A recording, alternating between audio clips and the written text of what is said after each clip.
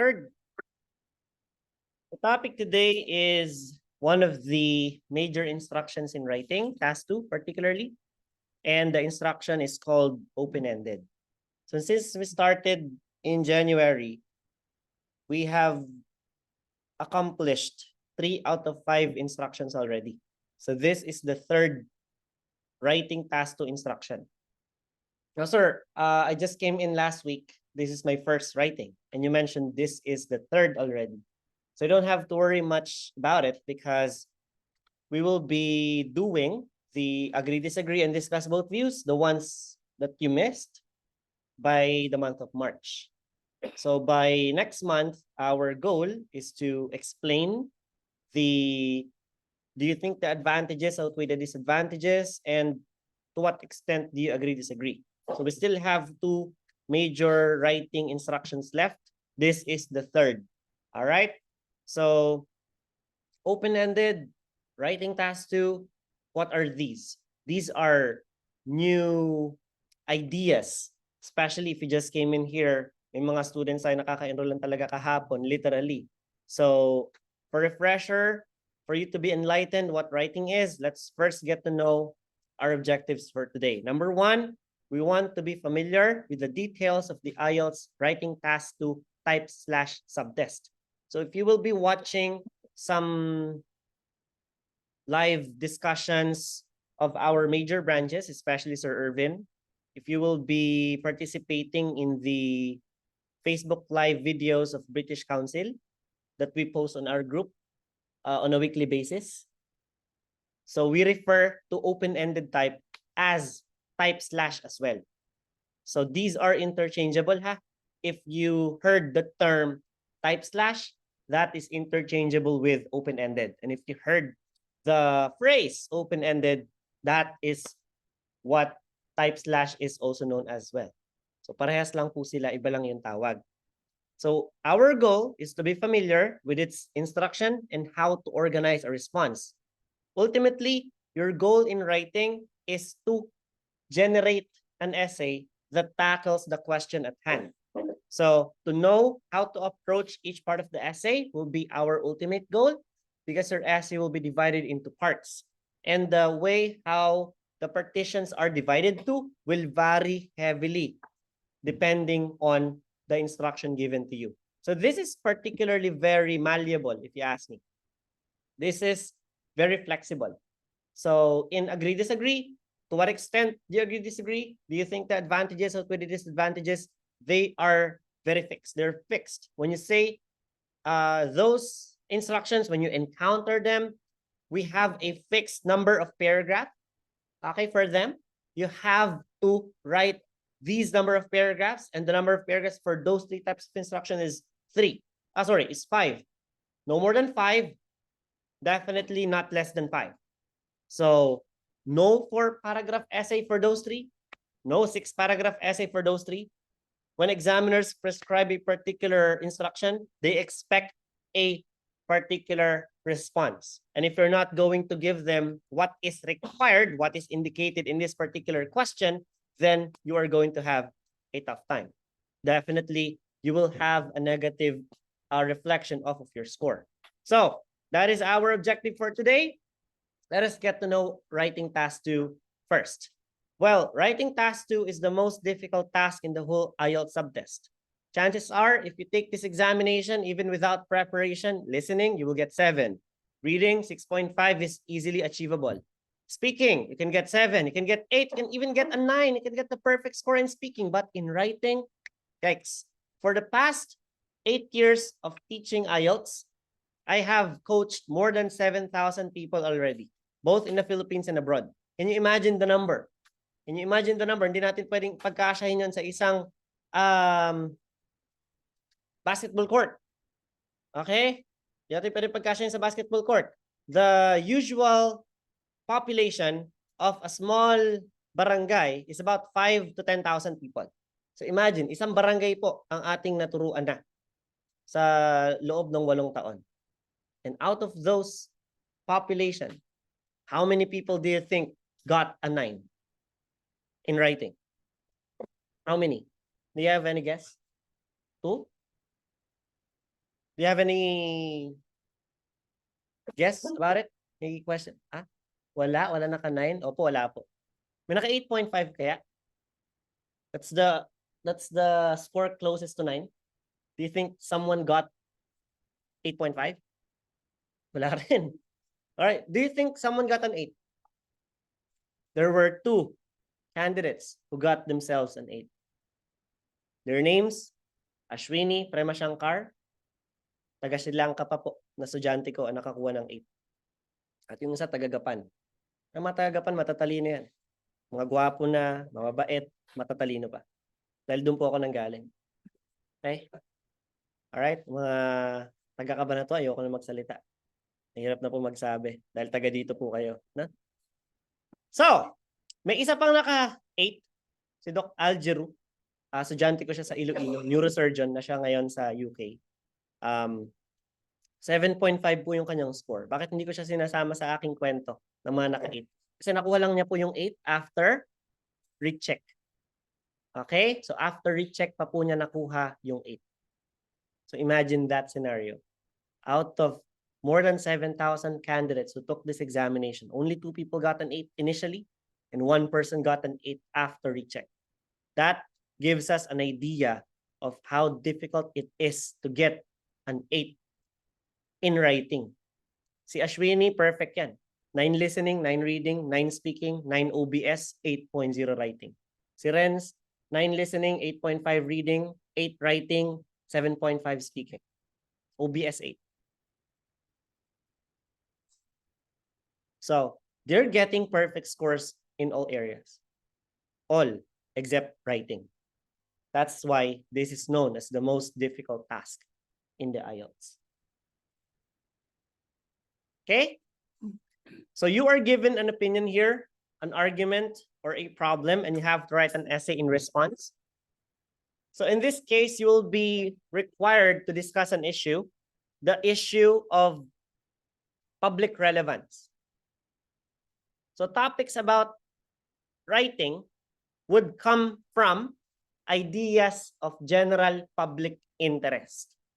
So things that we normally encounter on a daily basis, things that we ourselves have even experienced, or ideas that we are very out of touch about. So questions in IELTS could be about anything. It could be about technology, could be about family, could be about environment, technology, education, healthcare. It could be whatever. That is why you have to be familiar with all the topics that could come out in the exam. So I have listed down all the questions in IELTS already. And we put them into this book. The book is called Orange Book. We no longer have a hard copy of it anymore. So we put the soft copy together with the posts. Okay? So if I'm going to post the replay later on our group, I will post the handout. I will post the Orange Book. So in the Orange Book, we have roughly 11 pages of questions from 1 to 146. So we have compiled 146 questions already. Now, you would be wondering, sir, do these questions still have importance to me? Meron pa po ba siyang halaga? Kasi dating tanong na yan eh, tama ba? May kwenta pa ba? Actually, yes. Because those past questions are the ones still being asked today. So we already have a clear idea. We already have this clear picture. What questions will be asked in the examinations? What questions will appear on the test? We already have a compilation of them. Now, what I want you to do with those questions is I want you to skim and scan through them. I want you to read them one by one and ask yourself, hey, if today is my exam and this question number 1 is my question, many people today live in cities rather than countryside. discuss the causes and effects of this trend, and offer possible solution. So if today is my exam and this is my question, ask yourself, can you survive? Can you pass? Can you write a 250-word argumentative, informative essay if this topic is what you have to cover for the entire 40 minutes? If your answer is yes, simple. Just have to move on to the next question until you find questions that you think you will struggle a lot. So if this question number 8 is something that can make me squirm, something that can make me hesitate, something that I don't have any ideas about, it could be a problem. So remember those questions, encircle them, mark them, write them down on your notes. Feel free to do whatever you want to do with it. But what I really want you to do with questions that you think you will not survive with, okay? Excuse me sa mga nasa Zoom.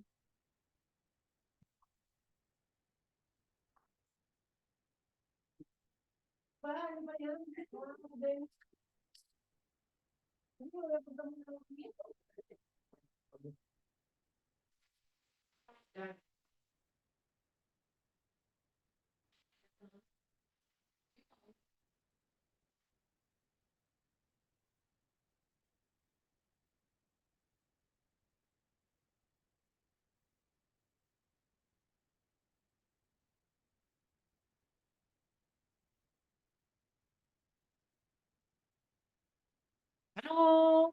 Year ko kayo, students? So, 18? 19? 2019. Sige, puna kayo dyan, guys. Darating na yung waiter mamaya. Okay. So guys, we are being invaded by academic. You know how I hate academic people. GT si sir, di ba? Siya lang GT. Sir, ito ka, sa harap. Mga akad sa likod. Okay. So as I was saying, we have the... asan pala yung book na pinapamigay natin? So we no longer just give you questions. We also give you books for free, samples. We have the speaking guide, Band 7, and we have the Band 9 writing, kulay orange ito. Unfortunately, wala tayong copy ngayon. Naubos siya nung last batch ang December na nag-take. So bakit wala pa rin pong dumarating na bagong batch? Yung British Council po kasi may utang sa amin, 400,000, hindi pa sila nagbabayad. Kaya hindi pa po kami nag-release ng panibagong batch ng mga books. But if you want to read samples, so we have, in speaking, we have 233 pages of sample conversations, sample answers. So not only we will give you questions, we will also be giving you answers. And you can borrow books from us starting next week. Kapag restock na po ulit kami ng writing and speaking. Until such time na makabayad sa amin si British Council, sorry kung chinichika ko sa inyo to, kasi ipopost natin ito sa YouTube later. Baka makarating sa kanila. Opo, sana makarating po sa kanila. Okay? We also give you samples to read. More than 100 samples. Some people kasi will ask me, sir, ano ba yan? Tanong lang bibigay mo sa amin, labas sagot. Diba? So we also give you sample answers for free. But right now, you can only borrow them starting next week since we don't have the new batch to be given away for free since British Council has not settled yet. Okay? So, any questions so far? None? What about you guys? Ayun mo po. Uwi na rin ba kayo? Uwi na. Saan? Hindi ka ba nakipag-Christian? Kay Christian? Mamaya. Sige. Pag nag-break ha, chika later. Totoo ba? Okay. At least naman, dumaan ka. Ma'am, thank you po. So in writing, the topics are not required to have specialist knowledge, but you have to be able to present ideas on general issues. So the prompt is usually a background statement introducing the topic, followed by instruction to the candidate. So we will break down the parts of the instruction. We refer to them as task description. So we have the background statement, we have the task prompt, we have the actual instruction. How are we going to determine whether this instruction is categorized as agree, disagree, discuss both views, the ones I discussed last week, or open-ended, the ones I will be introducing you today? There are actually certain signs that it looks heavily, it looks like this is an open-ended and not an agree-disagree type of question. So the instruction tells you exactly how you're supposed to approach a topic, and it is very important to carefully analyze exactly what you're expected to write about. You know what makes me happy? If students send me messages asking, sir, what does this question fall into? What does this instruction topic is about? Is this open-ended or is this do you agree or disagree? Because a lot of confusions always happen between those two. Okay? Yung to what extent do you agree or disagree, napakadali niyang ma-determine na siya yun eh. To discuss both views, madaling ma-determine na siya yun. But open-ended and do you agree or disagree type, they could be problematic if you are not aware of their appearances, if you're not aware of how you identify them exactly. So naturally, if you're going to read a question and assume that this is open-ended when in fact it is not, and it is agree-disagree, then you would be generating an essay that is very far from how it is supposed to be approached. Magiging malayo yung magiging itsura niya based on how we expect it to look like. So that's why analyzing the question is the most important step in writing. Always, always, never fail to analyze questions. All right? So you will be assessed according to the 4 areas of the language. So we have the 4: task accomplishment, grammar and accuracy, cohesion, coherence and content, vocabulary, and lexical resource. So between computer-based and pen and paper-based examination, I believe wala na dito mag-take ng pen and paper-based. Tama ba? Puro computer-based na po tayong lahat. Correct? All right. Back in December, out of 22 candidates who took their examination, isa lang ata yung nag-pen and paper-based. So what is the main difference between the two? Well, essentially, the mode at which you will be putting your answers to. Number 1, if you're going to take the pen and paper-based exam, you have to wait for 2 weeks. That is the deadline for you to book your test. Unlike computer-based examination, makipag-inuman ka sa mga tropa mo ng Sabado, Linggo, parang may realization ko, ano ba ginagawa ko sa buhay ko? Ito na lang ba ako? Makapag-IELTS nga. So, pwede ka mag-book Monday, punta ka dito sa amin, bukas kami ng Monday. Thursday, nag-exam. Saturday, out yung results. Sunday, inuman ka na naman. So, within the span of 7 days, booking the examination, taking the test, and results coming out, it can all happen in 1 week. But if you're going to take the pen and paper-based exam, you book the test 2 weeks before, that's the deadline. Then after 2 weeks na naman, tsaka pa lang po lalabas yung result. Can you imagine the agony of that candidate last month? Yung mga student, yung mga kasabay niya, okay na, graduate na, hindi na natin nakikita. Tapos siya, sir, ang tagal naman po ng result ko. Tingnan niyo po yung iBag ko. 2 weeks na po ako di natutulog. No? So ito, mas mabilis yung results. In just 3 days, alam mo na kung, hi, salamat. Alam ko na rin nabagsak ako. Yeah. Okay? Charot lang. All right. But when it comes to the assessment factor, nothing changed. They will still assess your output based on these 4 areas. Task accomplishment, whether you accomplish the task when it comes to the number of words required, which, spoiler alert, is 250. And we have grammar and accuracy, best friend ang lahat. We have coherence, cohesion, and content. Doon ako laging galit. And vocabulary and lexical resource, sentence construction, and the type of words that you're going to use. So, in pen and paper-based examination, as the name of the examination type refers, you will be using a sheet of paper where you put your answers to. And this is the lower part of the opposite side of the paper. So we have examiner 1 and examiner 2 boxes. So what's the deal? Why we have examiner 2? Okay? Dahil sa buhay, hindi po sapat ang isa lang. Hi, Sandro. Kailangan lagi kami backup. No? Bawa, asawa. May asawa ka sa Pilipinas, dapat may asawa ka din sa ibang bansa. Alright? Sayang naman kasi, laki-laki ng sahod mo, tapos isa lang binubuhay mo. Dalawa dapat. Alright? So actually, kidding aside, examiner 2 comes into the picture only, okay, maglaro kayo dyan, guys. Okay? May playground din kami doon sa likod para sa mga, may mga magdadala ng anak, ganyan. Ha? Once again, kidding aside, examiner 2 comes to the picture if you will avail this, what we refer to as recheck. So what is recheck? Recheck is, hindi mo matanggap yung katotohanan. Sabi mo, hindi ako bagsak eh. Ha? Pasado yan eh. Talino ako eh. Grade 1 pa lang, honor na ako, tapos babagsak mo sa IELTS niya. Okay? So ano pong gagawin natin for recheck? You will be following certain steps that we will be telling you about. Sasabihin namin yun kapag nag-undergo ka na ng recheck. So kailan po ito? 3 weeks after you receive the official results. So you cannot avail recheck if the results, the official results are not yet sent to you via your doorstep. Actually, I haven't encountered someone getting a lower score after recheck. So it's either retain or improve. So what are they going to send you kapag nag-improve is a message something like this. Mali pala. Kapangalan kasi sila. Ayan. Kailangan babasahin ko sa inyo yung mismong laman ng email. Sa mga nasa Zoom, wala pong tanong.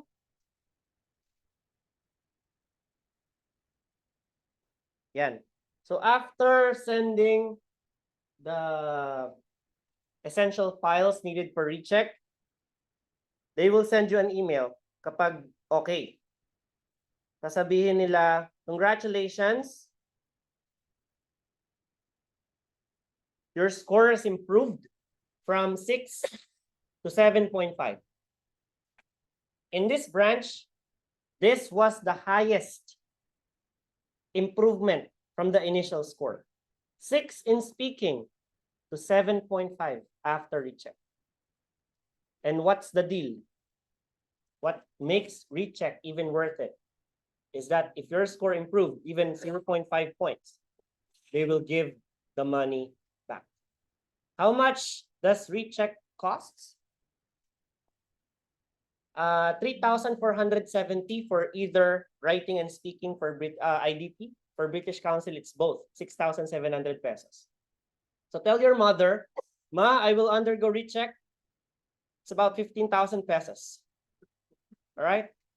So that you can put the remaining amount inside your pocket. At tumaas. Kung sa'yo ulit yung kubra na naman, di ba? Okay, so pera-pera lang yan, no? Para man dito to yan. Alright? Mga niniwala dyan, mga hindi nagtatagumpay sa buhay. Okay? Tayo niniwala sa karma. Katoliko tayo, eh. Tama? Okay. So, examiner 1 will be your original examiner. Examiner 2 will come into the picture if you will avail this, what we call recheck.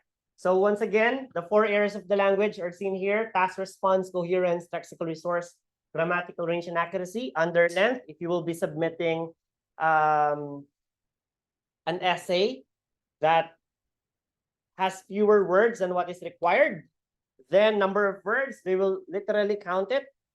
And penalty. If you will be submitting an underlength task, even just 1 word short, then examiners will be prompted to give you a penalty of 1. So imagine this scenario. Now, as I've mentioned, the 2 students in this branch who got the highest score was 8. So let us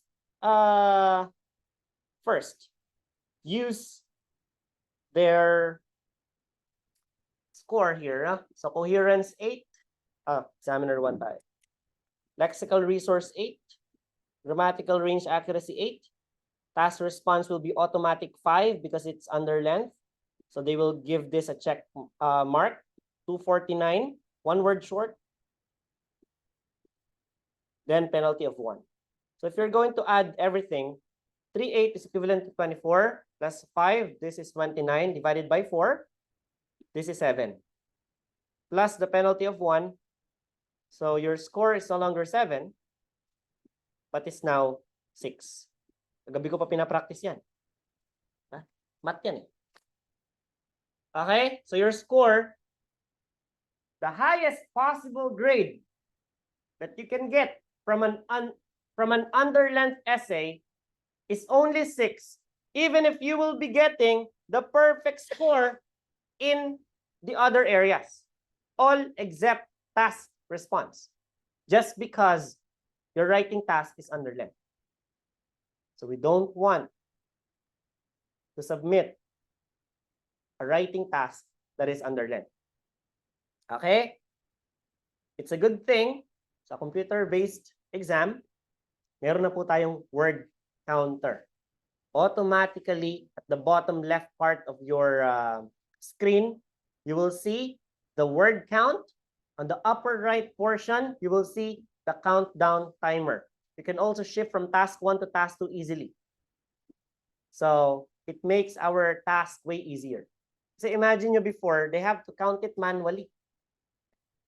Imagine, you have to count it word for word just for you to be sure. 1, 2, 3, 4. Pen and paper based exam ka. Most of the time, you will share a long table with another student. Malakas siya magbilang.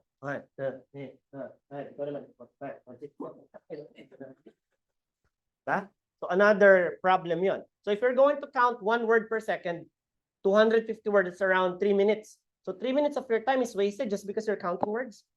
So we can save that much time if you're going to take computer-based test. So regardless of where you want to where you want to take the exams, unfortunately, we don't have the UKVI test pa dito sa branch. We're still undergoing some requirements by the British Council for us to be legible as a UKVI testing center. So far, we're only doing the pen and paper regular IELTS. So if you're going to take the UKVI, you have to do it elsewhere. We have UKVI in Pampanga. We have UKVI in Manila.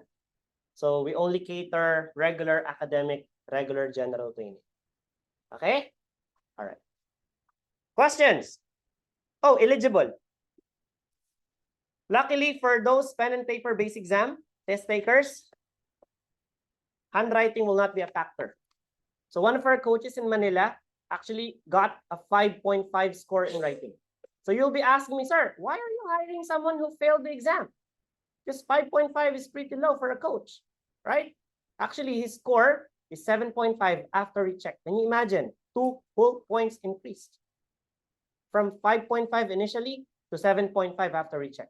Napakapangit po kasi ng sulat niya talaga. So pinatawag siya sa British Council. Sabi, can you please recite the contents of your writing? Kasi wala kang makaintindi sa amin. Pangalawang beses na nagpaparecheck to, walang makabasa.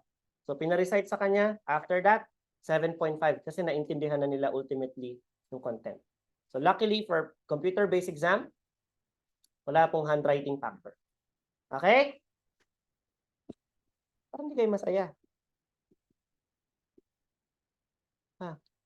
Parang palungkot yan ng palungkot. Pangatlong slide pa lang to. 78 to guys. 75 slides pa. Alright?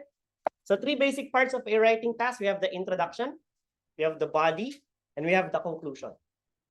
As I've mentioned, the number of paragraphs in open-ended depend heavily on the type of question that you will encounter on your test.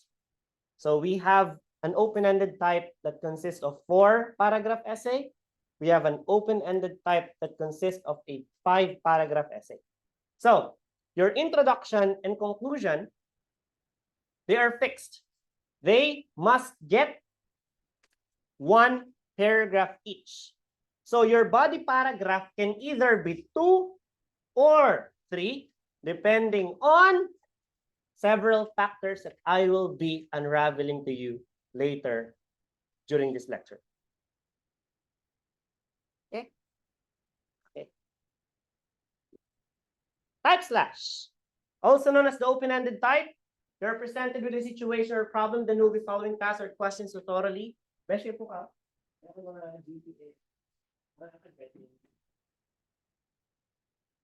Then there will be following tasks or questions to thoroughly discuss a scenario. So what to do here is to analyze problem and suggest solutions. Are you guys a type of individual that your friends or family members ask you for advice? Nahihingan ka ba nila ng suggestion? Napagtatanungan ka ba nila ng, pagsasabihan ka ba nila ng problema? No? Sabi, pre, problema ako eh. Ano yung pre? Nag-away kasi kami ni Mrs. Iwalay mo na, pre. Problema yan eh. Ha? Okay? Magaling ka ba magbigay ng advice? So if you guys are good at giving advice, solving problems, analyzing causes and effects, you're probably halfway through passing these exams already. The problem in open-ended is the fact that you have to explain causes, effect, problem, solution thoroughly, which means you will be giving the argument, explaining, expounding, giving details about it, using samples to prove your point, and to close the paragraph up. So naturally, they must be a natural feature of each of your paragraph. So steps, once again, the most important, the initial step is to analyze the statement and question. By doing so, I also want you to think about related concepts through brainstorming. We also use proper format based on question. The proper format based on question is how we use a certain structure, strategic analysis to contemplate how many paragraphs your essay will ultimately be divided to, and then plan your answer ahead. So you don't just write, you don't just type answers right away. You strategically think of the contents of each of the paragraphs so that when you type your inputs later, you will not be moving away from your directions. So write your essay. So imagine, drafting phase comes as the 5th step pa.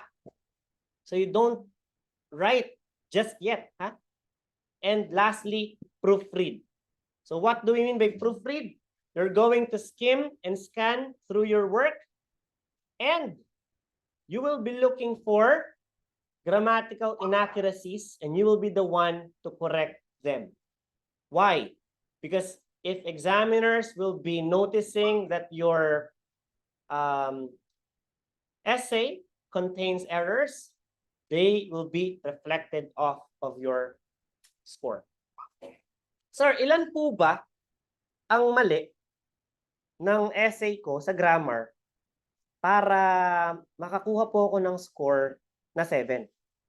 You should minimize the grammatical errors to only up to 4. So if you have 4 mistakes, let's say you forgot to put a punctuation, there's an improper subject-verb agreement, the noun-pronoun antecedent lacking problem was very imminent, and may spelling na mali. Ilan yun? 4. You will still get a band 7 in writing. What if you committed another error? 5th mistake. You use an adverb instead of an adjective. Because a modifier, we have different options. Adjectives are for nouns and pronouns, for verbals, for gerunds, and we have adverbs for verbs, adjectives, and adverbs. So you misuse an adjective to an adverb, you will only get a band 6. So if your grammatical error is between 5 and 10, you will get a band 6.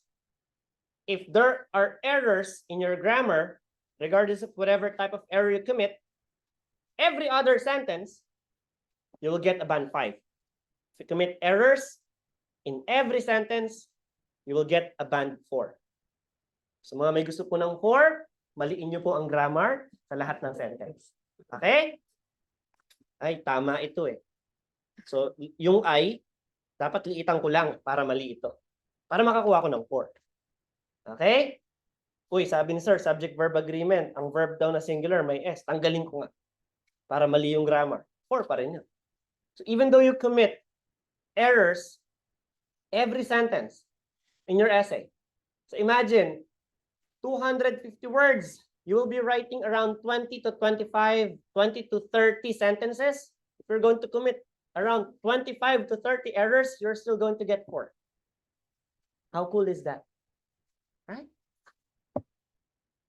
So proofread so that all those errors can be corrected. Okay? That's why coaching comes handy as well. You will be practicing your work. You will have those work submitted. I will check them, tell you, hey, what did you do here? What did I tell you, ha? Sabi ko sa'yo, huwag mo gagawin to, ha? Arton, ha? Joke lang, Arton. Okay? Arton, pang ilan na to, Arton, ha? Halika. Sabi ko, 2 sentence, tampal. Diba? So, para matandaan. Kaya yung mga estudyante yung pumapasa, maganda, pulang-pula yung pisngi niya. Kakasampal. Right? Pwede na po kaming habla. Ma-DSWD kami. No? Saka violence against women and children. So, proofread your work. So, basically, that is what the writing subtest is. The writing subtest is the third in the written component of the IELTS. Listening comes first. You have to do it for 40 minutes. Reading comes next. That lasts for an hour. Then writing also will endure an hour-long exam. Now, sir, you told us a while ago that we only have to generate a 250-word essay for 40 minutes. How come that you're now telling us 1 hour pala ito? Okay? It should be 1 hour for both. Writing task 1 and writing task 2. Writing task 1 is going to depend heavily on what type of module you will do. If you are taking the academic module, you will do a statistical report in task 1. If you will do a general training, UKVI life skills, you will be doing a letter writing for general training. So task 1, it's a completely different planet. It's a completely different world. It's a separate dimension of its own. But task 2, we will undergo the same methodology, how to approach the writing task 2. So whether you're academic or general training, you will be doing the same thing. You are required to do the same thing since you will encounter the same question during your examination. Okay? So, why are we going to spend only 40 minutes for task 2? So, let me give you the explanation here. Okay? So, here's the explanation. Your writing task 1 requires you to write 150 words. The writing task 2 requires you to write 250 words. Obviously, you are bound to spend more time on something that requires you to do it much longer. Sa madaling pamamaraan po ng pagsasabi, ano? Mas magtatagal ka dyan kay task 2 dahil mas maraming salita ang kailangan mong ilagay. Tama ho ba? Okay. Kaya naman dito kay task 2, kailangan mo maglaan ng 40 minutes. At kay task 1, kailangan mo maglaan ng 20 minutes. So in total, yan po yung 1 oras. Okay po? So, in the actual exam, you have to do task 2 first. Makinig po ng maigi, ha? Do task 2 first in the actual exam. Ibig sabihin, sir, tapos ako sa listening, submitted the answer sheet. Tapos ako sa reading, click submit already. Sa writing, I can choose which one to begin first. Yes. Kiklik mo yung 1, kiklik mo yung 2, mapupunta ka sa question ng either task 1 or task 2. At malaya kang magpalit-palit ano man gusto mong unahin. But, listen to me closely. I highly recommend that you begin your exam in task 2. The first 40 minutes of your time must be devoted only to task 2. And if you still have the 20 minutes remaining time completely, that is the only time you do writing task 1. Why? May paliwanag din po yan. Because task 2 is actually 67% of your total writing score, whereas 33.5% 4% is the task 1's weight. Sa madaling salita, kung ikaw po ay makakakuha ng 8, ayan po, Tagalog po tayo ha. Kung ikaw po ay makakakuha ng 8 kay task 2, at makakuha ka ng 5 kay task 1, ganito po ang computation yan. 8 times 2 plus 5 divided by 3. 8 times 2, 16. Plus 5, 21. Divided by 3. Ilan score mo? Pasado ba yan? Bay, oo naman. Masaya na ako dyan. Nagbibihira nga nakaka-7 dyan. Even though you got only 5 in task 1, your task 2 pulled your score up. Kung pagbabalik na rin natin sitwasyon, 5 times 2, 10, plus 8, 18, divided by 3, 6 ka lang. Nakita? So, ang taas-taas man ang task 1 mo, bagsak naman yung task 2 mo, yun ang humila sa score mo pababa. Clear? Okay. Gusto ba natin may 5 sa kanilang dalawa? Wala. Because getting an 8 in task 2 is difficult. So probably kung maka-7 ka kay task 2, makakuha ka ng 6 sa task 1, this will be equivalent to 6.5. And if you're going to get 7 for each, you will get 7 easily. So we don't want to think that task 1 is just 33.3%. This will still be a third of your score. So you have to consider doing your best in both tasks. But we want to exert more effort in task 2. That's why we must begin with task 2 first in the actual exam. I hope I made myself clear why I'm very blunt when it comes to which one do you have to begin first. Ultimately, depending on the reason that writing task 2 carries more weight than writing task 1. Okay po?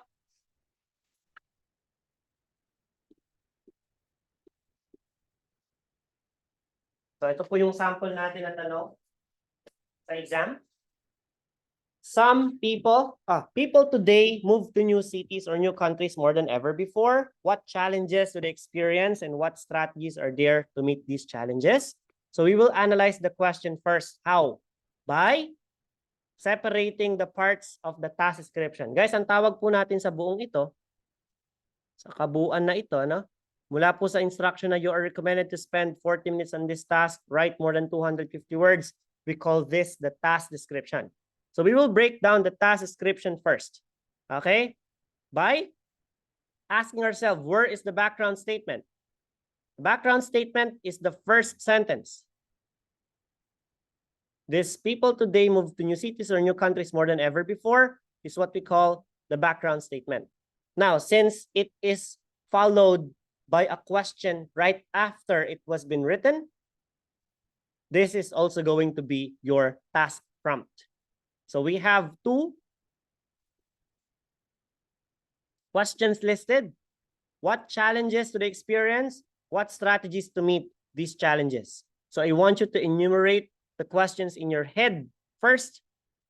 I want you to enumerate the questions in your mind, or if you want, you can ask for the invigilator to give you a pen and paper to outline your ideas. This will be also going to be helpful for some students. But I want you to put your answers directly on a computer if you're going to undergo the computer-based exams.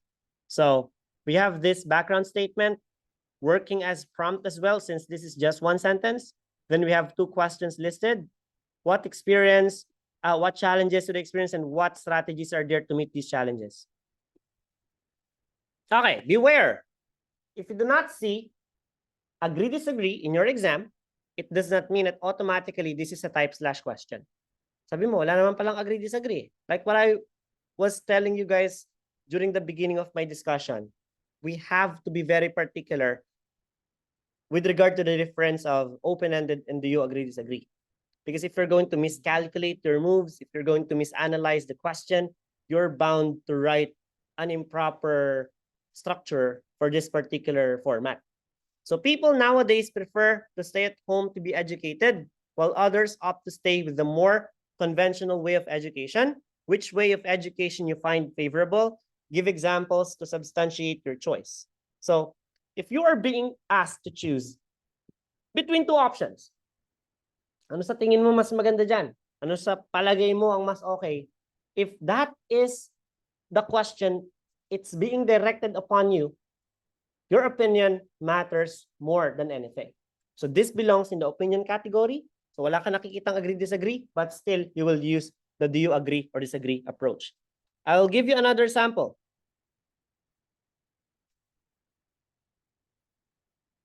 I'll give you another example.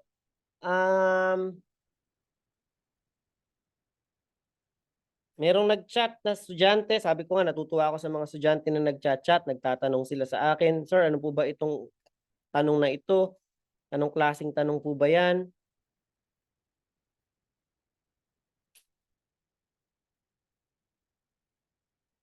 Aray, ang kati.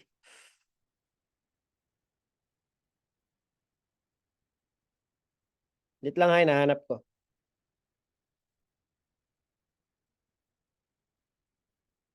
Sabi niya, "Sir, na-confuse kasi ako sa question. Advertising is now popular more and more in everyday life.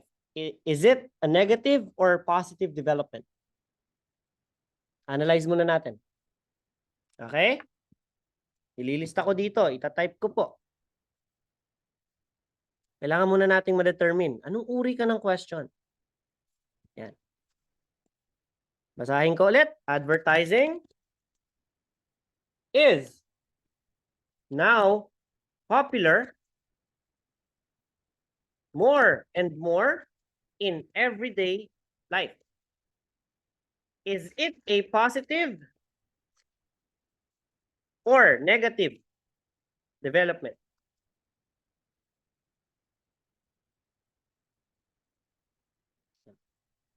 This is your question. So we determine. Tingin nyo, open-ended, agree, disagree.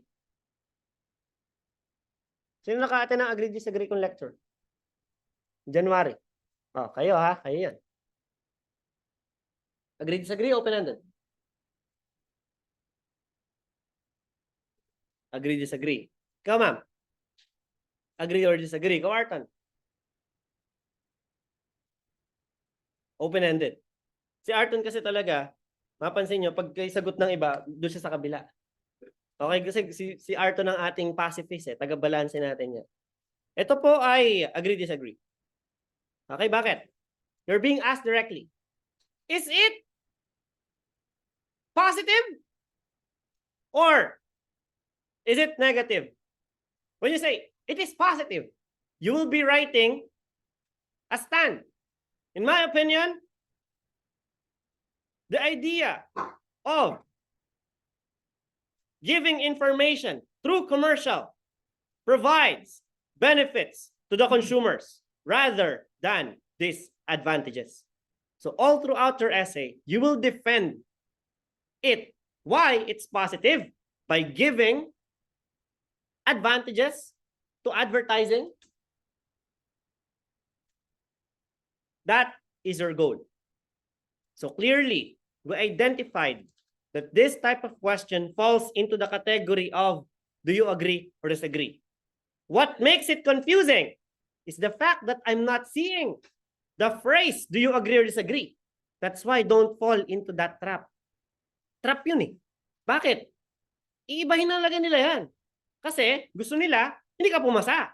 Eh bakit? Pag di ka pumasa, wala kang choice. Pagte-take ulit ng exam, pera na naman nila yon. Gusto nyo ba, bigyan nyo na silang pera? O ito na naman 12,000. Ito na naman 12,000. Ayaw natin nun. Di ba? 12,000? Isang lakos na bag na yon. Oh, isang Nintendo Switch Lite. Isang Jordan 11 size 9.5 US shoes na yun. Nagets nyo ba?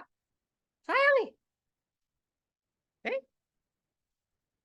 Sayang. Sayang pera. Alam ko, iba sa inyo mayaman. Pero huwag nyo naman gawing hobby ang pagtitake ng exam. No? So first, for you to pass this exam, determine the type of question that the task description falls into. Pag tinatanong ka directly, is it a positive or negative? Which do you think is better? Which do you prefer? Agree, disagree, yun. Ang open-ended, tatandaan nyo, lagi maghahanap yan ng mga to. Causes, effects, problems, effects, solution. Yan ang mga hinahanap niyan. What are the causes of this? And give some possible solution.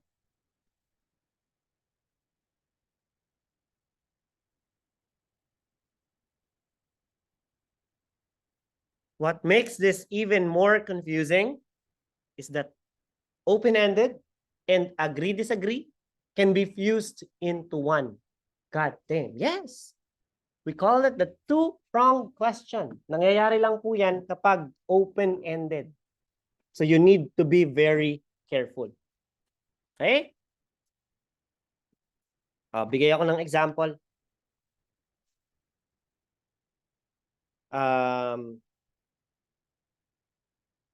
Watching TV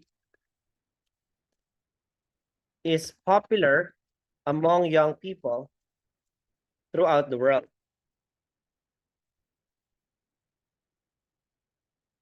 What are the problems associated with this?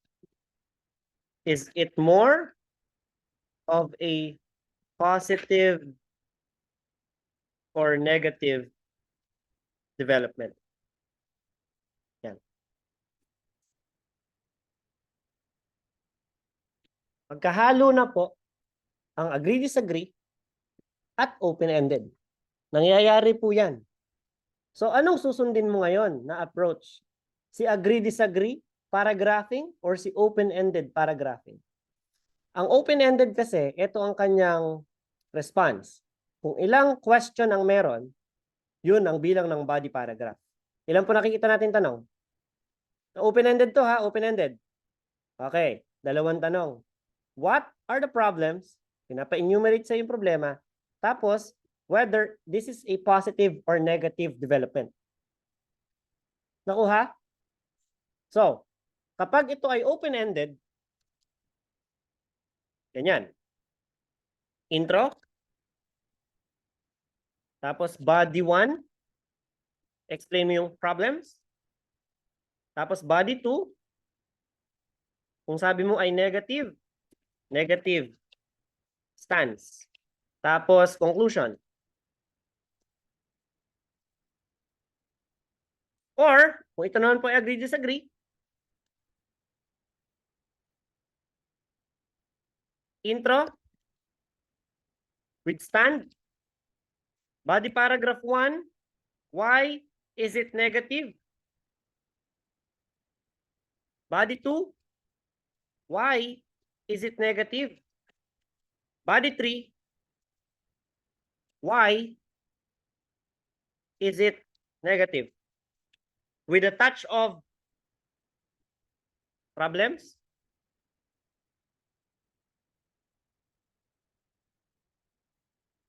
With a touch of problems.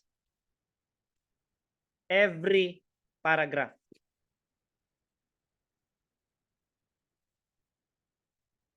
And then conclusion.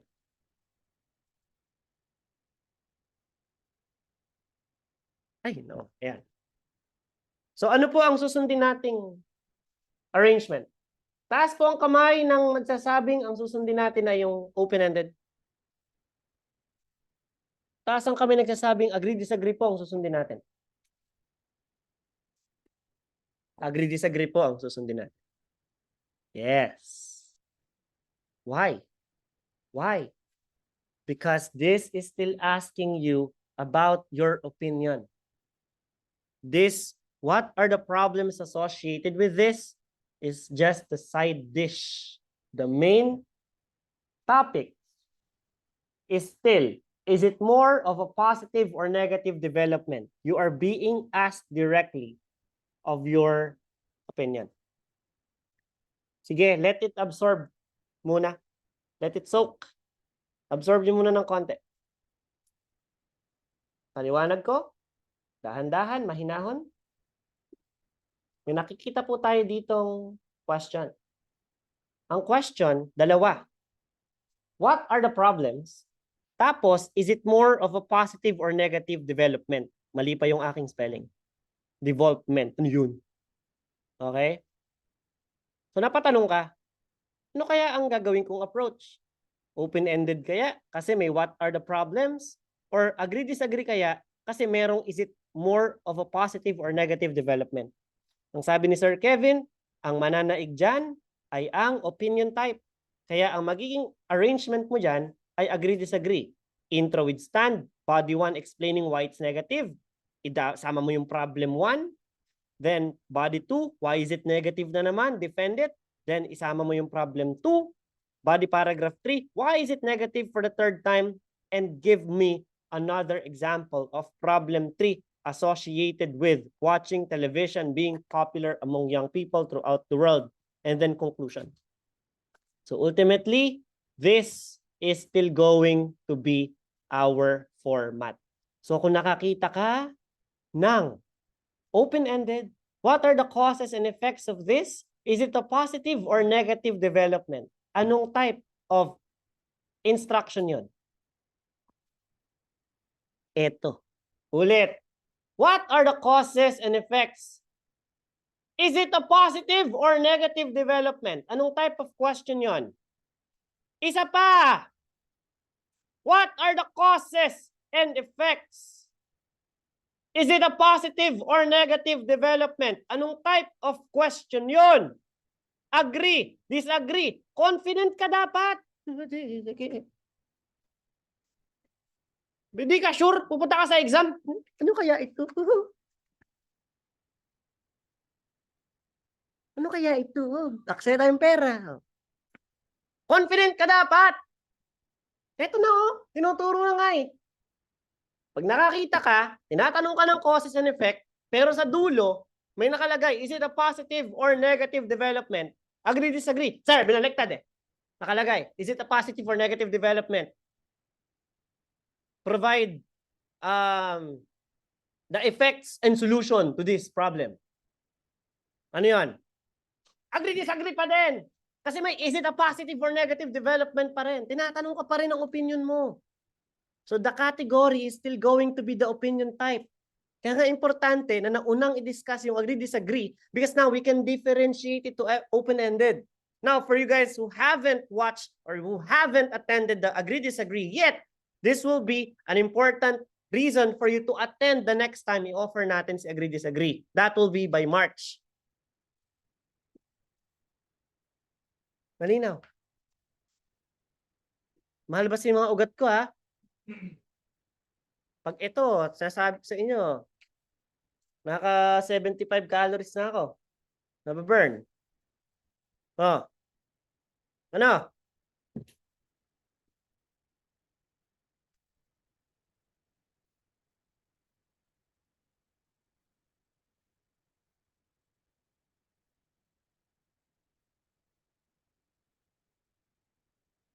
Okay.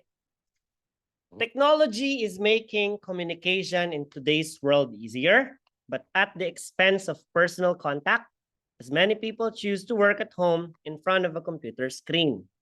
What dangers are there for a society which depends on computer screen rather than face-to-face contact for its main means of communication?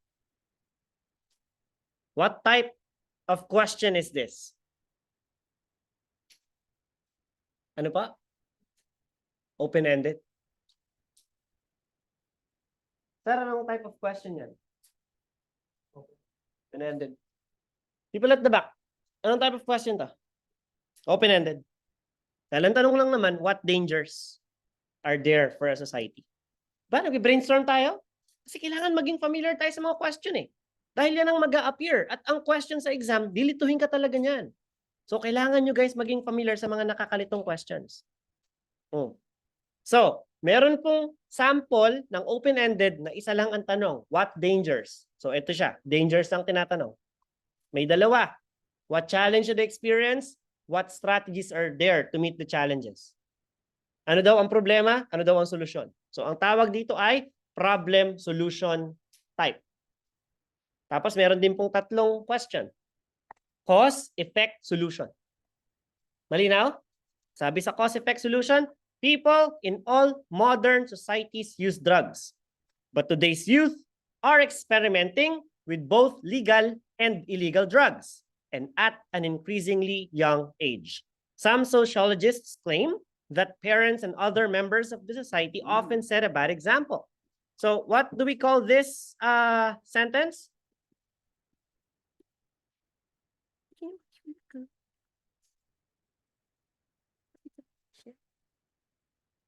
Tawag dito?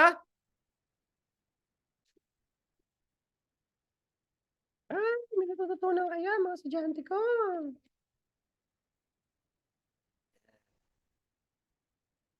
Meron kaya silang natututunan.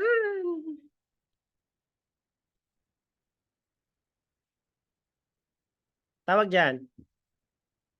Sa kasunod na sentence, after the background statement. Tawag dyan. Prompt.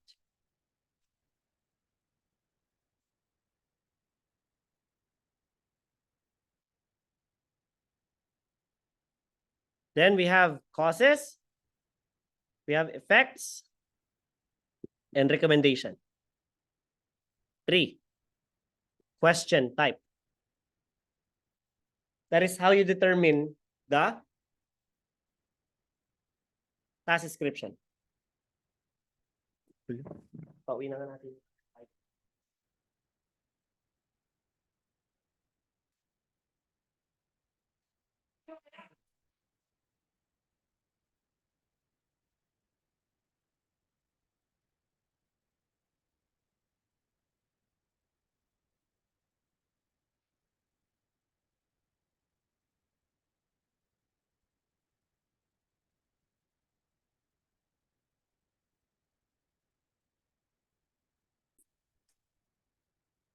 So this is an example of a 3-question open-ended type. So the red highlight is what we call the background statement. The green one is the prompt. Remember, the prompt is the one closest to the actual questions.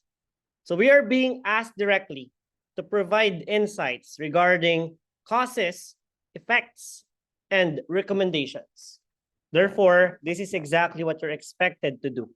You need to give the causes, you need to provide effects, and you need to offer recommendations you feel are necessary to help fight youth drug abuse.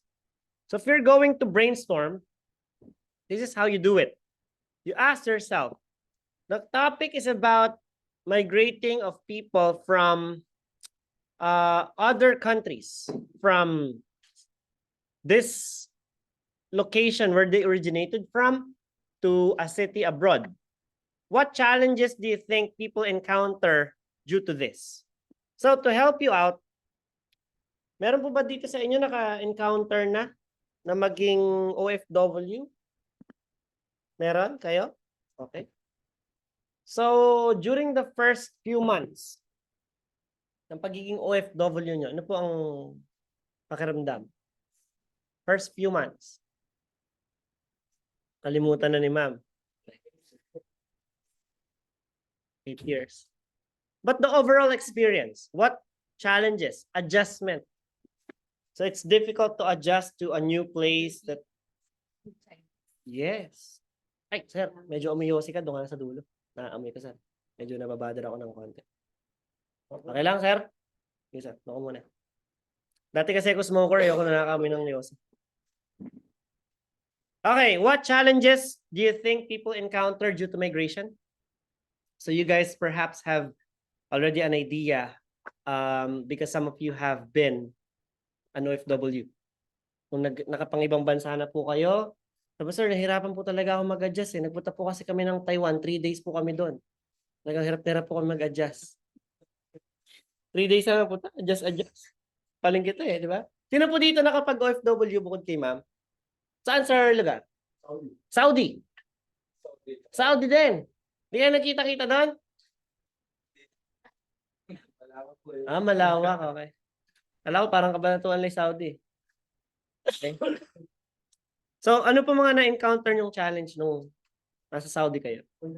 Culture. Ano pa? Pagkain, hindi kayo nanibago? Dahil walang mga pork doon, tama? Meron, tagulang. Patago. Weather. Yung snow nila doon, buhangin. Okay? Ano pa?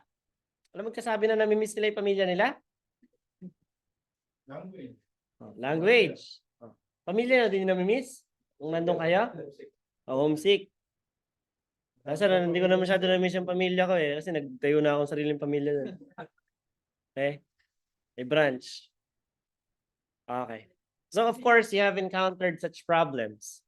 And you also have done some remedies to alleviate the problems. So ano po mga ginawa nating measures to help solve those problems? So language, nag-aral tayo ng lengguwahe nila. Alam natin, unahin natin mga mura kasi baka minumura na pala tayo. Hindi pa natin alam, no? Yung mga common greetings. Assalamualaikum. Diba? Ano pa? Food. Nag-illegal tayo ng import. Okay? Ang chicharon, nilalagay sa bagahe. Ganisa, yan. Ano pa? Namimiss yung family, anong ginagawa? Video call. Diba? Internet. Okay? So, nagkakapag-brainstorm tayo, we are thinking of what to do with your essay. But before we start doing it, we first brainstorm. So tip, your essay will require inside of your own genuine essay writing brilliance. Ask yourself a dozen questions and meditate with them. Think of related concepts. There could be a probability that the ideas you will be thinking about will be too many. So it is imperative that you sort out only which ones to include. You pick out only the best ideas. So use proper format based on the question. So for a type B, type / open-ended type, simply answer the questions asked. So introduction, you introduce the concept, the theme. For the answer, you're going to address the first question mentioned in the question. Then, for the next body paragraph, you give the answer to the second question. And the third paragraph will only come in handy if there is another question you must answer. And before you close it down to the conclusion.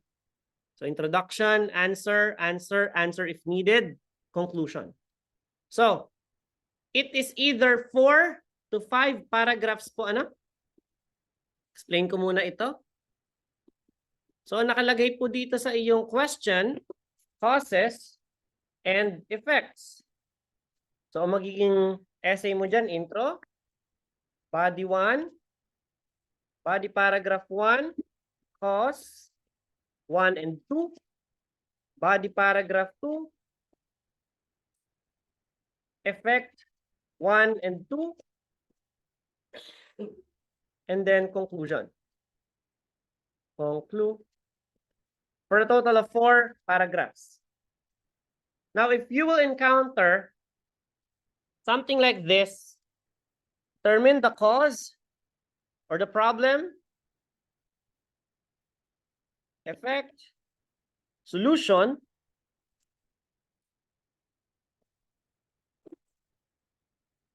so this is exactly what you're going to do. Intro, body 1, cause, body 2, effect, body 3, excuse me, solution, and then conclusion. Total of 5 paragraphs.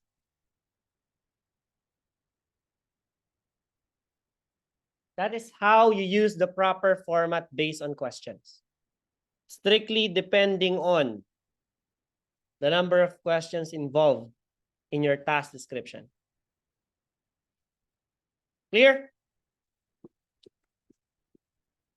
If the question is not asking you for solution, do not give one.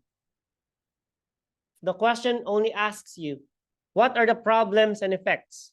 You only give them. Do not supply anything that is not required of you.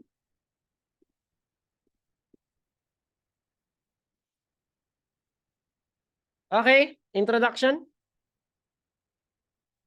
People today move to new cities or new countries more than ever before. What challenges do they experience?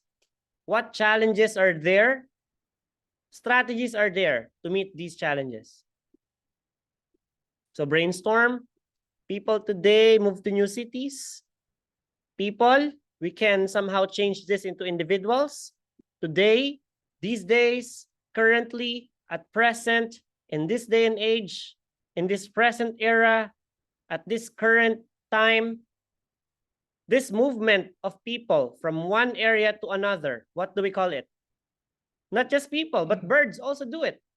Migration.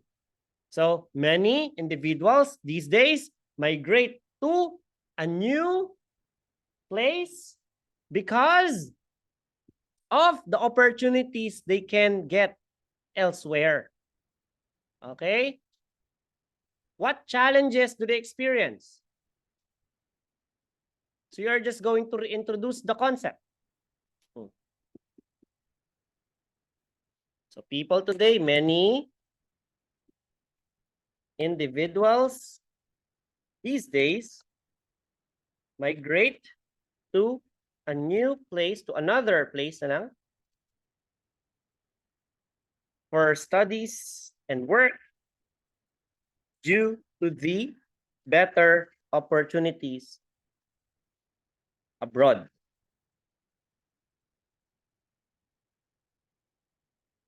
Tapos, you have to refer what challenges do they experience in line with this.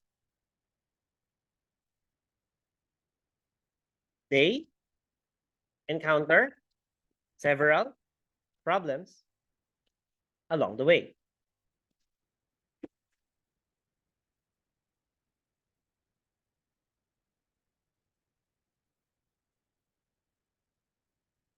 What strategies are there to meet these challenges? However, there are certain measures to help alleviate the predicaments these migrants experience. Sabi mo dyan, maraming tao ng ibang bansa dahil sa mas magandang oportunidad doon. Kasama na dito, nakakaranas sila ng mga problema habang sila ay nandoon. Subalit, merong mga maaring gawin para maibsan mga problemang kinakaharap ng mga nangingibang bansa. That is how you do an introduction for open-ended. Sasabihin mo agad, may challenges, pero may strategies. Dahil yun yung naka-indicate sa task description. Remember, the introduction that you are about to make must be a reflection of the contents of the task description. So, mini-mirror niya, okay, yung content ng task description. If the task description contains questions like what challenges and what strategies are there to meet challenges, then yun ang ilalagay mo sa introductory paragraph. Sabi mo dyan, may mga problema silang kinakaharap, pero may mga pamamaraan para ito ay malutas. O, yung strategies, ang ginamit kong words dyan ay measures. Ano mga synonyms natin? Tinuro ko sa vocab for IELTS so nakaraang Miyerkules. O, ano po ang mga synonym natin sa challenges? Hardships, difficulties. Ano pa? Trials, obstacles, diba? Ang dami. Predicaments.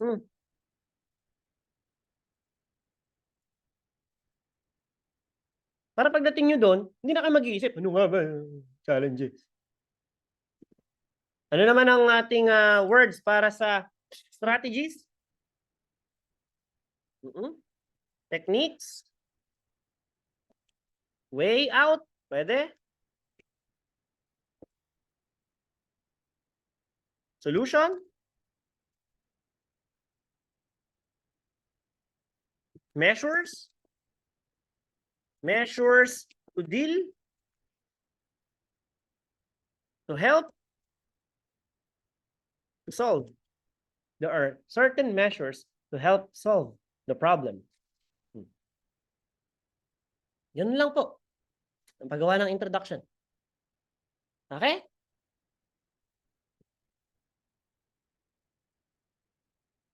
So ito po yung aking ginawa dati. It is undeniable that the number of people who migrate to search for better opportunities is continuously increasing. And there's no sign that this will stop anytime soon. Yun po yung more than ever before.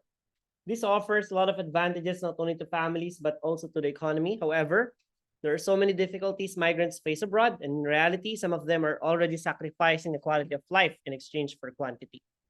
Despite this, there are measures to address such predicaments with the use of modern technology. Gawin nating introduction to. The percentage. Mga academic, ano po ang ating synonym para sa percentage? The rate. Tama? Obese. Overweight. Children. Young people worldwide. Globally has increased. Soared. Surged. Leapt. Climbed. O climbed ang gagamitin ko kasi almost 20% lang. Ang 20%, anong other term? A fifth. In the last 10 years. For the past decade. O putang ina, napakadali. The rate sa isa of overweight young people globally has climbed to a fifth more during the last decade. Madali ba? Oo. Discuss the causes and suggest solution. Okay? There are several factors which affected this trend.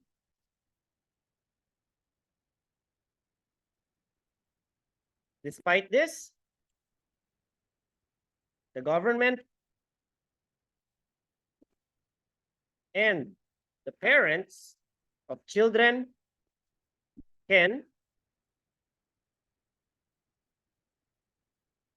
work together to help solve this issue. Tapos ang introduction.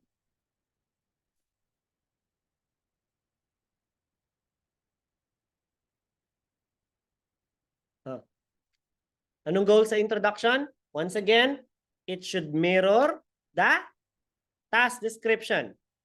The content of the task description is exactly the content of the introduction. The words will be changed, but the idea remains there. So synonyms will be a huge help to you. Paraphrasing will be a huge help to you. Binago lang po natin yung mga words. Ang tawag lang dyan, rewording easily. Ang paraphrasing, you change the sentence structure even. Diba? During the last decade, overweight young people around the world has climbed to a fifth of its previous rate. Diba? Pwede mo rin i-change yung sentence structure. Tapos, ang intro. Ayan pa. Nagawa tayo introduction. Oh, kayo naman ha, tuturuan niyo ako dito ha. Ha? Sir? Ano pa rin kong pamalit dyan? World Wide Web. Tama ba? Great course of information. And open up opportunities for people to learn all over the world. Opened up opportunities, enable people to acquire information yung over the world globally.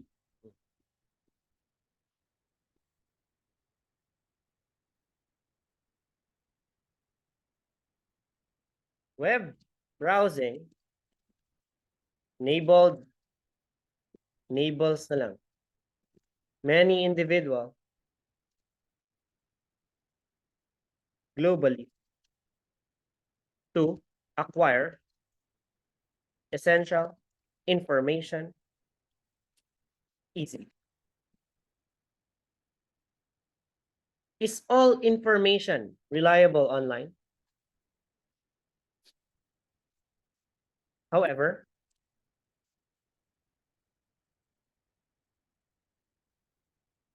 my belief is firm that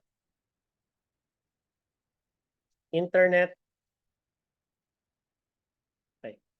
that the data contents of the internet are not always the truth.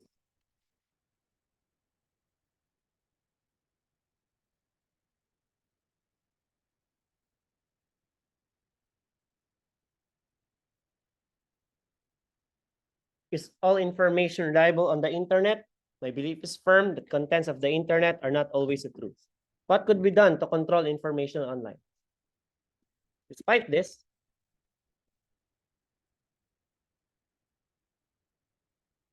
there are several ways to help solve the problem of fraudulence online. Fraudulence, fake news.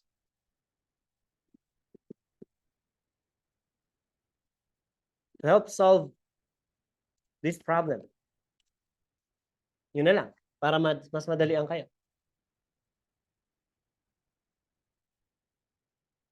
Oh, my belief is firm. Paano arrangement ngayon yan?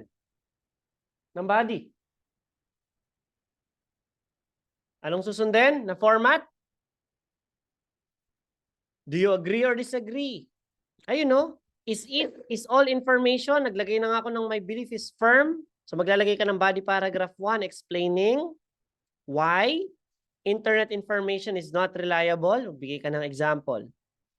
And then, next paragraph, why internet information is unreliable. And then last paragraph, anong solution to control information online? Which is both individuals' responsibility and government's policy. So kailangan magtulong yon. Na ikaw mismo sa sarili mo, hindi ka dapat magtiwala basta-basta sa mga links. At yung mga government at web owners, dapat ay hindi nila in the first place hinahayaan na kumalat ng mga ganong links. Okay? Okay. E di okay. Questions?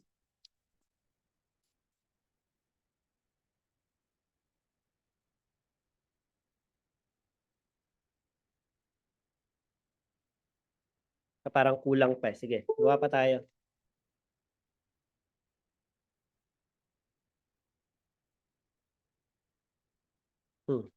Open-ended.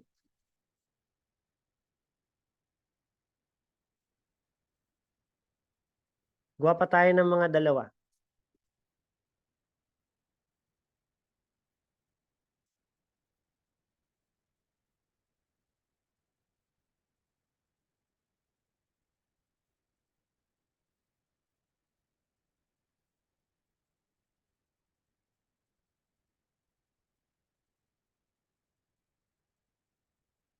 Yan. Nowadays,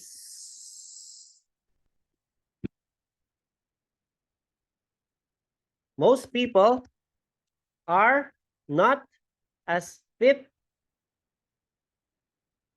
and active as they were in the past. What are the main of this? And suggest some possible solution.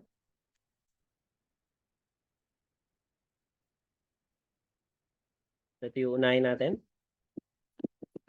Hanap ako ng isa.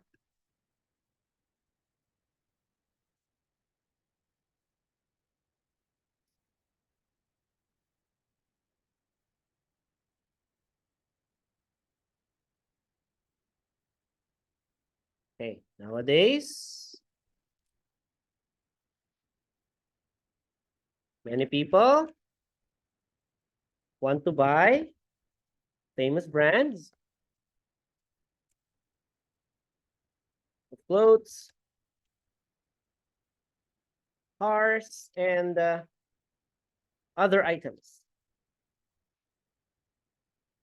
What are the reasons for this?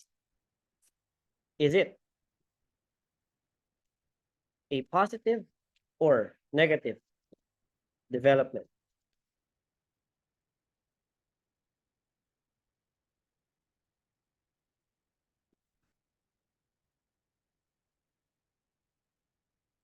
Yeah.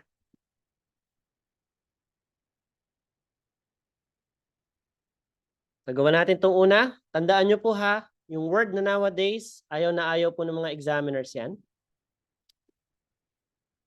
So, hindi nyo po yan gagamitin sa inyong essay. Ano po ang pwede natin ipalit sa nowadays? Ito po mga halimbawa. These days. At present. Currently. Ang paborito ko, in this day and age. Bakit? 5 eh. Malay mo, naka 249 words ka. Pero kung ilalagay mo to, 253, pasado ka. Ba? In this day and age. In this current era. At this time. In this present time. Yan po mga pwede nating replacement. Kung tao nga napapalitan, salita pa kaya. Na? Okay. Yeah, picture niyo muna. Bahala kayo.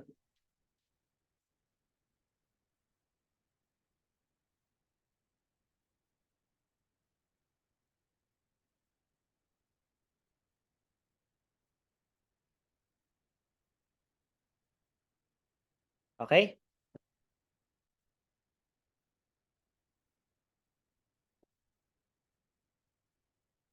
Nagawa natin to. These days, many individuals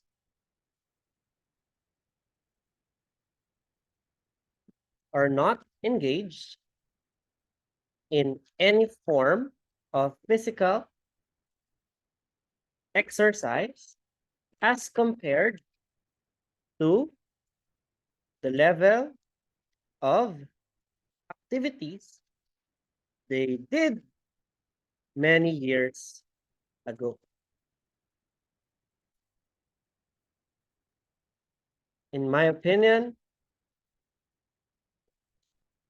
pansin natin to. This can be attributed to many different factors, including the role of technology,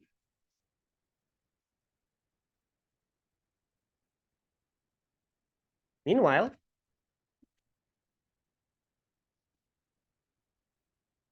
there are certain methodologies to solve this problem. Pause. Kabila.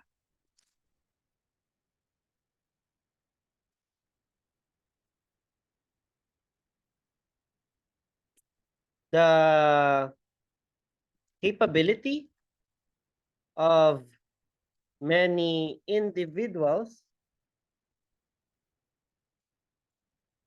today to purchase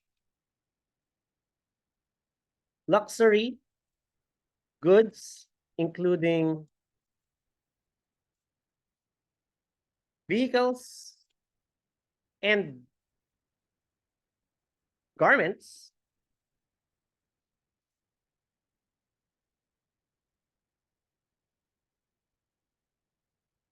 has been on trend these past few years. There are several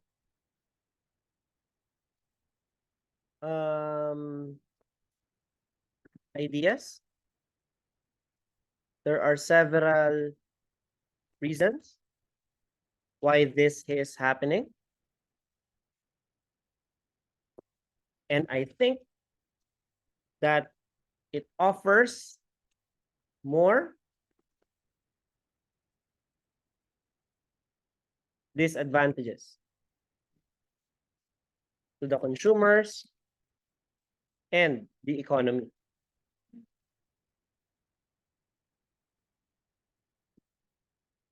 Tingin ko, negatibo ito kaysa positibo.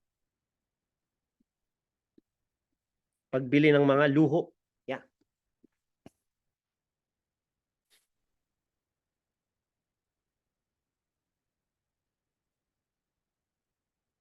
Ang kakayahan ng mga tao sa ngayon na makabili ng mga luho tulad ng sasakyan at damit. So pinalitan natin yung clothes and cars ng vehicles and fashion garments. Ay talaga namang sikat or popular sa mga nagdaang panahon.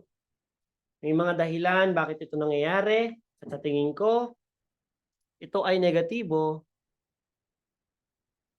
at makakasama sa mga mamimili at ekonomiya. Papaliwanag ko mamaya kung bakit, syempre. Naturally kasi, pare-parehas lang naman yan. Yung damit ay damit lang din naman. Ang luxury na belt, ang Gucci belt, ang LV belt, ay belt lang din naman. Pwede ka namang gumastos ng 500 lang para hindi ka mahubuan. Pa? So, yung quality ng luxury items, masasabi nating on par or even subpar. Mas mababa pa nga sometimes yung quality ng mga kilalang brands.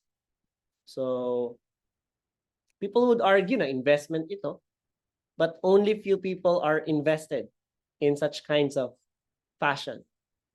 Ginagawa nila to minsan as a way of self-fulfillment. Na sabi nila, kaya kong bumili na to, no? So, yun yung magiging arguments ko sa aking essay. May question po kung paano gumawa ng introduction. Nagpakita ako ng 5 pamamaraan, 5 sample ng paggawa ng introduction. Ayan po yung 2 nahuli. Live na live po natin ginawa. Okay? So I hope na mamaya pag binigyan ko kayo ng assignment, kayang-kaya nyo nang gumawa. Yay! Alright. Body. Each individual paragraph should be focused on one single idea that supports your theme. Begin your paragraph with topic sentences. Ano to? Kung ito ay cause paragraph, i-emphasize mo sa umpisang sentence pa lang. One of the many causes of. Kung ano yon ay, sabihin mo agad. Tapos, explain mo siya. Bakit ito magiging cause? Bakit ito ang nagiging main reason? Kung ito naman na effect, explain what will be the positive or negative effect. And if it is a solution, explain why your idea of solving this problem is the best way to address it. Tapos, kung makakapagbigay ka ng example, better. Now, ito po ang ang rule natin sa pagbibigay po ng example. Ayan.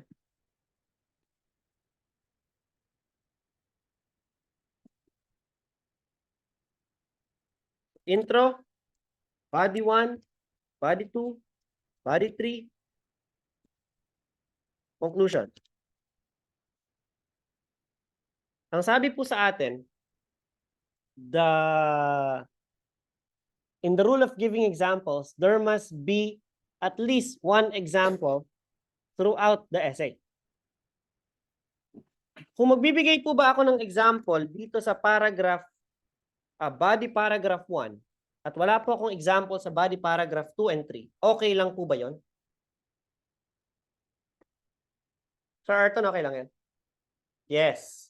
Dahil lang sabi, the minimum number of examples is at least 1 for the entire essay. Yan po ba ay 1 in the entire essay? Yes. Eh paano, sir? Wala po akong sample sa 2. Sa 1, pero sa 2 ko nilagay. Yan pa rin po ba yung minimum of 1? Yes, yan pa rin yun. Hindi pa mo lang ng pwesto. Sir, paano po yun? Wala po akong sample sa 2, pero meron akong sample sa 2 and 3. Pwede po ba yan? Pwede ba yan? Yes din. Pag sinabing at least, minimum ay isa, pwede siyang maging 2. Pwede ba lahat magkaroon ng example? Yes. Actually, we encourage you guys to put samples every paragraph. Because when you give evidence to support your case, it makes the argument even more valid. Kung meron kang patunay, meron kang pruweba, meron kang resibo, na ito talaga nangyayari, mas makatotohanan, mas makabuluhan ang iyong essay. Pag inuman ka sa tao, yung tito ko nakakita ng kapre. Ay, saan? Puntahan natin. Wala kang ebidensya. Diba? So, wag pong puro sabi-sabi lang, ha? Kailangan po may evidence, kailangan po may valid example. Saan po tayo makakakita nun? Sa pagbabasa. Ng ano? Ng mga essay samples ng newspaper. So, ugaliin po magbasa ng newspaper. If you don't want to purchase newspaper because it costs 24 pesos, yung iba kasi, kaysa bumili ng newspaper, yung 20, tataya lang niyo sa loto. Tama po ba? Loto na lang.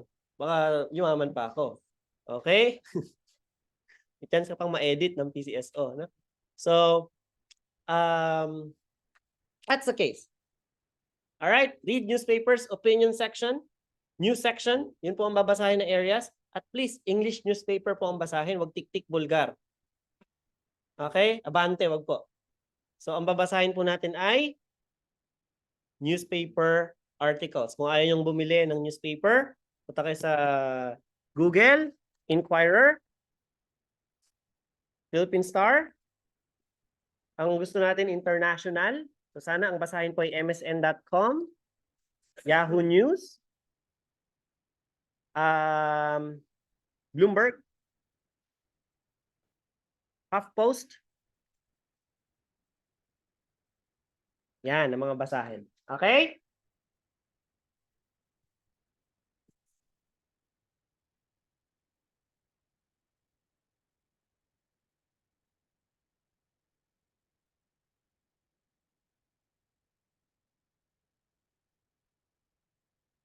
Si MSN, Yahoo News, yan po kasi nagko-compile ng mga articles na sikat sa buong mundo. Sabihin, yung mga napapanahon na balita, dahil may tendency kasi, ang questions natin sa IELTS ay per season.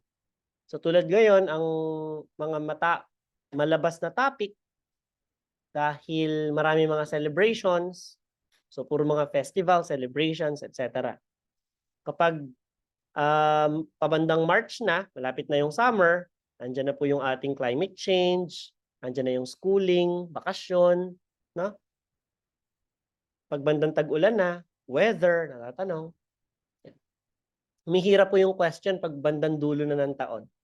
Mga October, November, December. Mga tanong, may natanong about gun violence, about Bitcoin, di ba?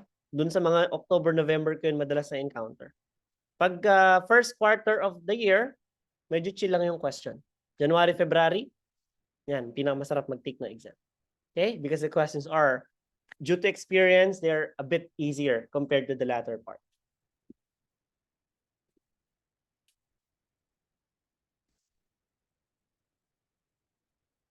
Sa conclusion naman po, closure. Summarize nyo lang. In conclusion, several factors might be great hindrances to people who migrate. However, change is always constant in people's lives, and it could only be conquered by those who are adaptive and take it in a positive way. Proofread, check for grammatical errors. Alalahanin mo, nung bang ako nagpapacheck kay Sir Kevin ng mga essay, ano ba yung mga madalas kong mistakes? Baka hanggang ngayon sa exam ko, nadala ko pa rin yan. Tingnan ko nga yung mga subject-verb agreement ko. Check ko nga yung mga commas ko. Gumamit ba ako ng mga coherence and cohesion? Gumamit ba ako ng mga connecting device? Moreover, furthermore, in addition to that, sa example, for instance, in particular, a good example of this is, a clear illustration of this is, gumagamit ba ako ng ganon? Maging sa conclusion. In conclusion, to conclude, in general, generally. Okay? So gumagamit ka ba ng mga connecting devices na yon? Because they are very helpful in your cohesion. So kanina ko pa tinuturo si coherence. Si coherence po ay paragraphing, but CC po siya. Kapatid ni coherence, si cohesion. So it is important that you highlight the connecting devices. So a major solution is one of the several reasons why the negative effects of those are what we call invisible discourse markers. Pero yung mga visible, however, despite this, in line with this, moreover, furthermore, yun po ay mga example ng discourse markers. So yan po ang full block. Para lang po ito sa mga magpe-pen and paper base, meron po kayo talagang answer sheet na ganyan. So leave a block after, leave a space after every paragraph. Do not exceed this line. Ito yung margin. Huwag pong lalagpas dyan. Huwag lalagpas po dito. Because if you do, may deduction yan. So kung halimbawa, sir, yung measurement, ayan, tulad yan. Hindi na po kakasya yung buong measurement. Pag nilagpasan mo ito, measurement, nilagay mo sa taas. Iba kasi ganun magsulat, di ba? Sabi niyan, measurement. Yan. Yan nilagay. So bawal po yun kasi meron tayong deduction sa eligibility. So it's a good thing na kayo po ay magtitake ng computer-based exam dahil you just have to press enter. May space na rin po siya agad to leave after a paragraph. Ganun lang po siyang kadali. And automatic po siya napupunta dun sa indentation. Okay po? So mas madali ang ating parameters sa computer-based exam. Remember, practice is never a thing that causes exhaustion in people. It is a thing that causes people to improve. In this world, one thing is constant, and that should be improvement. By Sir Ludwig van Beethoven. So ito po yung mga sample questions. Magbe-brainstorm po tayo ngayon. Ito po yung mga sample questions na ipapagawa ko sa inyo mamaya. Pero this time,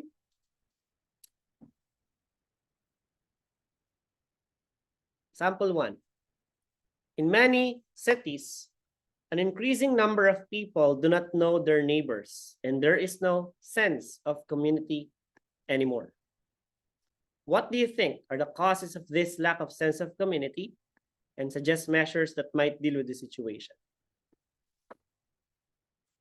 So when you guys went to Saudi, you probably are in the city, right? Saan po kayo nakatira? Housing or condo? Apartment? Building? Saan kayo nakatira doon? Sa site? Pero sa Canada, sa bahay. Bahay-bahay. Pero city yun. Kayo ma'am? Apartment? Building yan. Kilala mo yung kapitbahay mo doon? Yung tapat. Kilala mo yung tapat? Yung likod? Yung sa taas? Yung sa baba? Sa taas ko. Taas, si Lord. Sa baba, sa talas. Oh. Sino po na Manila? Or nag-aral sa Manila? Sino po? Yaran? Saan ka nag-stay? Kondo. Kilala mo yung kapitbahay? Yung sa tapat. Yung sabi, sexy kapitbahay ko. Sundo ko nga. Okay? Hindi. Kasi manyak pag gano'n mahabla tayo. Tama, huwag yung gagawin yun, ha? Masama yun. Ikaw, sir, taga saan ka talaga? Kabanatuan, hindi ka nag-apartment. NUST ka, di ba? Oh. Sino ba taga Kabanatuan? Ever since Kabanatuan na talaga kayo o lumipat lang kayo dito? after nakabili ng lupa si tatay, gano'n. Lumipat. Ever since. Ever since. Kilala niyo mga kapitbahay? Nakausap niyo sila? Nakausap? Kilala mo personally? Mga kamag-anak. Okay. So, guys, natatanong ko sa IELTS. Yan. Ang hayop na yan. Pati mga kapitbahay na lang naman pakikialaman pa ng IELTS. Ano? Di ba? Ganun silang ka-specific eh. Sa maraming syudad, dumadami na daw po ang mga tao na hindi nila kilala ang kapitbahay nila.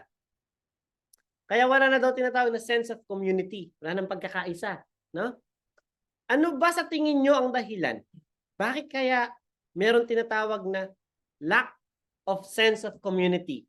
Because they don't know their neighbors. At meron ba kayong recommendation na sa tingin nyo ay makakasolve ng problema na to? Diba? So, isa-isahin natin yan. So, cities. Anong pwede nating pamalit? Urban areas. Increasing number of people. Many individuals are not familiar of their neighborhood.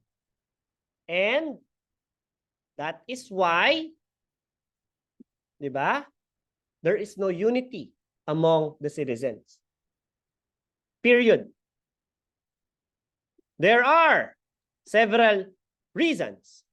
There are causes why this keeps on happening, but there are solutions to address the issue. Ganun lang po ang paggawa ng introduction. Nakuha po? Okay. Ngayon pag-usapan natin, magbe-brainstorm tayo. Bakit nga kaya? Pag ikaw ay nasa syudad, o nasa ibang lugar, bakit hindi ka nakikipagkilala sa mga kapitbahay mo? Lack of time. Unang-una. Oh, causes. Lack of time. Bakit? Sir, imaginein mo may klase ko ng 8. Yung kondo, bale, sasakay sir ako ng LRT, tapos mag-jeep ako.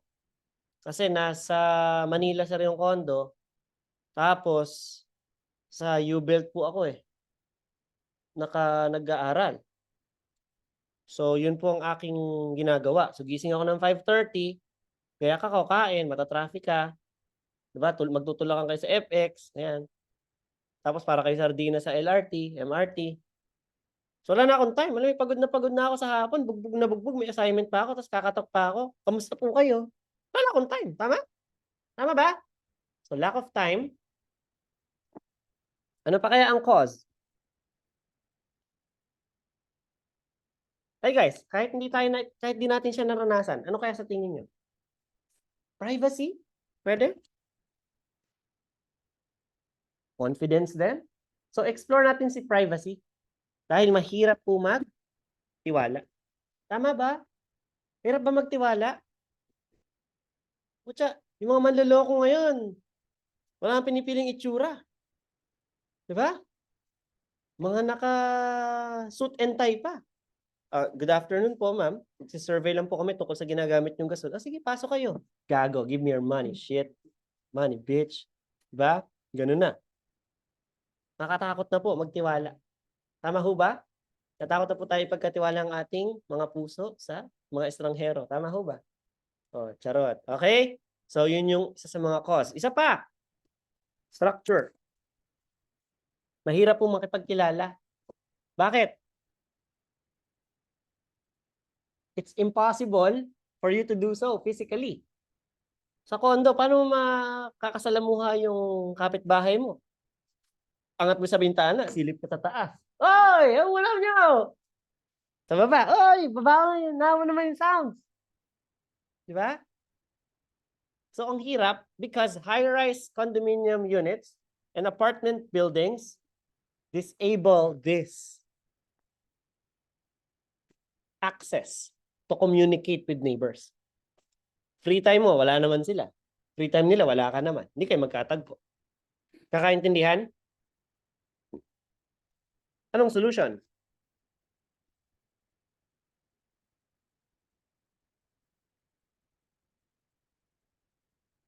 Community gathering? Community gathering? So maglaan tayo ng tinatawag na spaces for community gathering. So kung ito po ay mga urban areas, like subdivisions, hindi naman ito talaga high-rise apartment buildings and condominium units. Magkaroon tayo ng parks, playgrounds. Ang tawag natin dyan ay recreational facilities.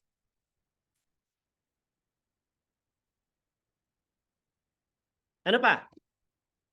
Bukod sa community gathering through building of recreational facilities, pwede rin po tayo mag-organize ng events suitable for age-appropriate. Kailangan po ay naaayon po sa edad. Tama ho ba?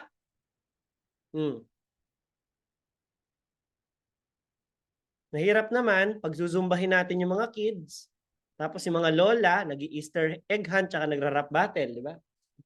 So, kailangan po age-appropriate siya. Sa mga condominium units, meron tayong clubhouses, gym, swimming pools. So yun po, nagbe-brainstorm tayo. Tingnan natin paano yan gagawing essay.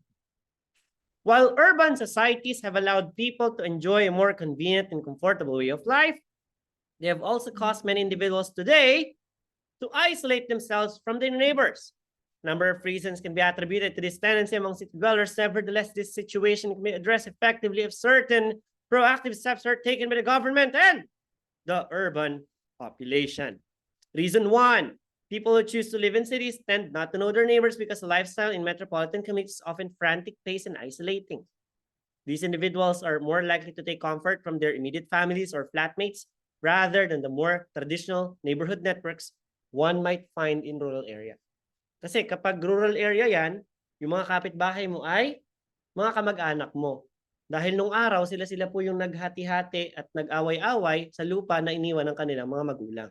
Dahil yun nga po ang paboritong laro ng mga Pilipino, ang agawan lupa. Okay? So, reason 2, kasama po yan sa paragraph. As cities become more crowded, people are forced to live in high-rise apartments where it is more difficult to meet and associate with neighbors. The normal opportunities to mingle in common areas are being introduced to others through family networks are denied most in these places. To make matters worse, individuals often find it difficult to trust strangers in the masses of unknown people they confront because cities can promote selfish attitudes and odd agendas. Today, the old adage, not to trust strangers, appears even more valid in the midst of unfamiliar people. Solution. However, this lack of sense of community may be addressed by personal effort and by creation of spaces and areas that encourage the development of community interaction and relationship building. Individuals can make an effort to engage with their neighbors by means of open communication, and the associations which run high-rise condominiums can host certain events appropriate to the different age groups of the residents. In conclusion, the isolation often experienced in cities can be dealt with. All that is required is reframing the idea of community and goodwill in doing this. Sample 2. Yung pagpunta nila sa ibang countries or cities, it is undeniable that the number of people who migrate to search for better opportunities is continuously increasing, and there's no sign that this will stop anytime soon. However, there are so many difficulties migrants face abroad, and in reality, some of them are already sacrificing the quality of life in exchange for quantity. Despite this, there are measures to address such predicaments with the use of modern technology. Challenges. The migration of overseas workers offers a lot of advantages, not only to their families, but also to the economy of the country of origin and the host nation as well. Kaya maglagay ako ng highlight. Nevertheless, one of the problems they encounter is cultural indifference, since differences in traditional beliefs may lead to social isolation if one does not learn to adapt. This ignorance could lead to setbacks, and that give rise to racial discrimination, bullying, and other problems faced by overseas settlers. The comfort and security that families and friends bring are also very significant aspects of a person's life. Such feeling of belongingness is hard to achieve in a vastly diverse world, and it takes time, courage, and sacrifice for anyone to fully adjust. Strategies, nonetheless, preparation is a simple yet valuable action which could be a migrant's tool against any difficulty. With the help of technology, it is much simpler for people to research for general information. For instance, aspiring immigrants can browse online regarding the place they want to travel to beforehand, such as culture, language, and even the weather system. Love and belongingness could be felt in different parts of the world if there is willingness to adapt to change. Additionally, the use of online platforms for better and faster communication can cut distances through video calls and chats. In conclusion, several factors serve as great hindrances to people who migrate. However, I am certain that through the use of technology and being adaptive, migrants can conquer the problems they encounter today. Sample 3. Many old buildings protected by law are part of nation's history. Some people think they should be knocked down and replaced by new ones. How important is it to maintain old buildings? Should history stand in the way of progress? So this is, should history stand in the way of progress? Partly agree, disagree, partly open-ended. You're not being asked directly of your opinion. Whether, do you think this is, so wala ka nakitang you, or is it a positive or negative? This is not being addressed to you, but this, should history stand in the way of progress, is being directed upon the topic. So, introduction, traditional structures are preserved by many governments around the world to protect the heritage of their countries. However, many individuals believe that they must be changed into more modern buildings. Despite this, I think that preservation of old structures must be continued, and learning more about history does not hinder innovation. So doon ako magpo-focus. How important is it to maintain old buildings? There are many symbols of a country, such as museums, temples, and even old houses. It is essential for a nation to preserve their integrity because they offer lessons to the next generation. A tradition and culture are maintained through these symbolic establishments. In addition, many of these places serve as tourist attractions not only because of the reminiscence they bring, but also due to the fact that they are pleasing to look at. For example, the Taj Mahal in India is an architectural marvel that many people behold regardless of the differences in religious beliefs. Should history in the way of progress? Sagutin natin yan. On the other hand, history does not get in the way of progress, but quite the contrary. Kabaliktaran pa nga eh. Since many traditional structures are still standing today, are results of years of engineering, as builders of the past have utilized various techniques that are passed on even today. Renovations can be done without sacrificing the integrity. As a result, they can be safe for people to use that continues to teach about history. A testament of this can be found in many world-renowned landmarks such as London Bridge and many of the United States government halls that are still useful today. Kahit mga 1800s pa yun na tayo, hanggang ngayon gumagana pa rin. Truly, modernization can occur without essentially replacing the old buildings. Conclusion, maintaining old buildings is the duty of both the government and the citizens. In doing so, people can be more knowledgeable about their past, present, and future without abandoning their heritage. Indeed, past structures can coexist with modern design. Sample 4. Bago ko gumawa ng sarili ko. Ito, magandang pagnilay-nilayan. The movement of people from agricultural areas to cities to work can cause serious problems in both places. What are the serious problems, and what measures can be taken to solve the problem?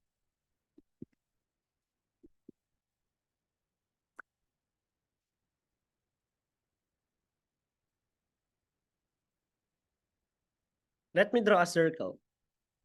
This represents the metropolitan area. For example, huwag na tayo lumayo. Metro Manila. Magkakasama na yan lahat. If you're going to compare provinces like Nueva Ecija, Pampanga, Zambales, they're actually slightly bigger than Manila. The entire metro, ha? Pwedeng ito.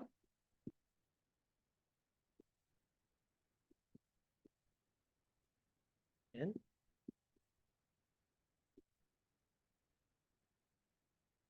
Yan, ito po yung mga provinces.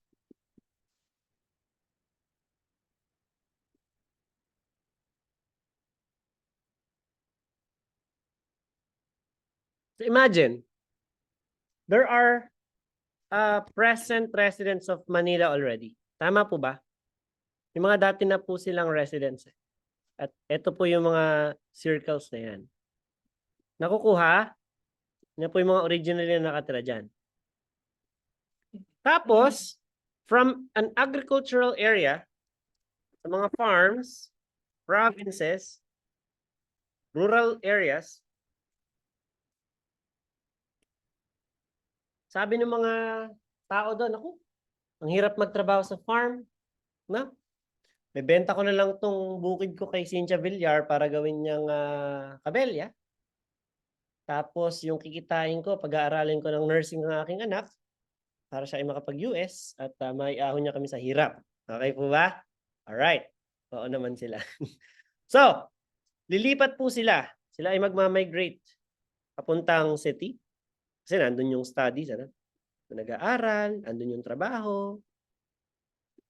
Tatrabaho na lang ako sa factory. Yan. Mag-BPO na lang ako after graduation. Eh, ganun din yung mindset nung kabilang probinsya. Lipatan yan dyan. Nakikita po? Yan.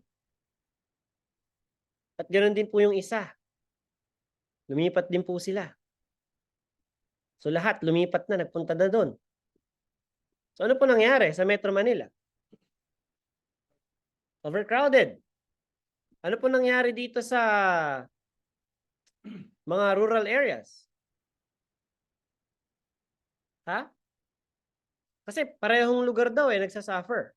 So kung dito sa Metro Manila, again ha, sample lang to. Para bigyan ka ng example sa IELTS, hindi po puro local lang. Mas okay kung gagamit ka ng mga international examples. New York, London, yan.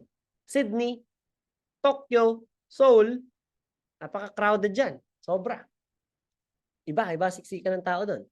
Pero mas iba siksikan sa Metro Manila because na pong pinaka-crowded na place globally for the past 3 years at 4.1 people per square meter. Imaginein mo, dodrawing ka dyan ng isang square meter tapos may 4 na tao. Ganun pong kadami. Seoul 3.8, Tokyo 3.7. Mas konti pa. Hong Kong, most probably baka nasa ganong ano din. No? So, for farms, provinces, rural area, ano kaya magiging problema dito? Wala nang farmer. Wala ka ng workers. O konti, di ba? So, ano nangyayari? Kapag konti yung farmer, tama. Dahil wala na tayong food industry, tayo ay magkaka-shortage. Ano gagawin natin? I-import tayo sa Vietnam. Import tayo ng sibuyas sa ibang bansa. Nakukuha? Import tayo ng rice sa Vietnam. Import tayo ng iba-ibang food. No? So because of that, hindi natin nasusustain yung needs natin as a country. So yung productivity ng ating rural area ay nagsasuffer, lalong humihirap ang buhay sa mga probinsya. Lumalala ang sitwasyon na mahirap na sila before, mahirap pa sila ulit lalo ngayon. Because of those inflation rates, tsaka importation taxes na mas mababa kaysa dun sa local taxes.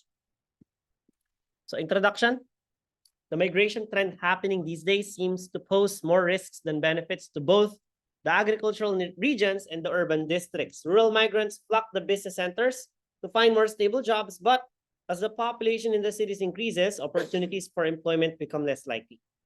Despite this, there are measures the government and individuals must take to deal with this situation. So here's the problem paragraph. Congestion causes huge setbacks to urban inhabitants. The increase of city population gives rise to such issues as housing shortage, pollution, inadequacy of public transport, and traffic problems. Worst of all, in an attempt to survive in an extremely hostile environment, some people even resort to crime. May job opening, 50 lang tatanggapin, 500 ang applicant. So pagalingan talaga dyan. Tapos, yung iba walang work. Hold up na lang sila. Mangingidlap na lang sila. In the like manner, this craze for urban settlement is disadvantageous to the agricultural districts. As more people move to the cities in search for better jobs, fewer workers are left in the farmlands. This phenomenon cripples the productivity of the agricultural centers. Solution. Nevertheless, it is not too late to curb to stop this migration trend happening in farmlands and metropolitan regions.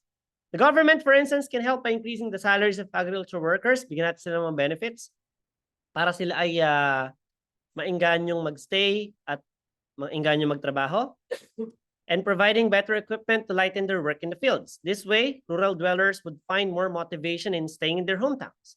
Additionally, the education sector can also contribute in resolving this predicament by making agriculture more efficient.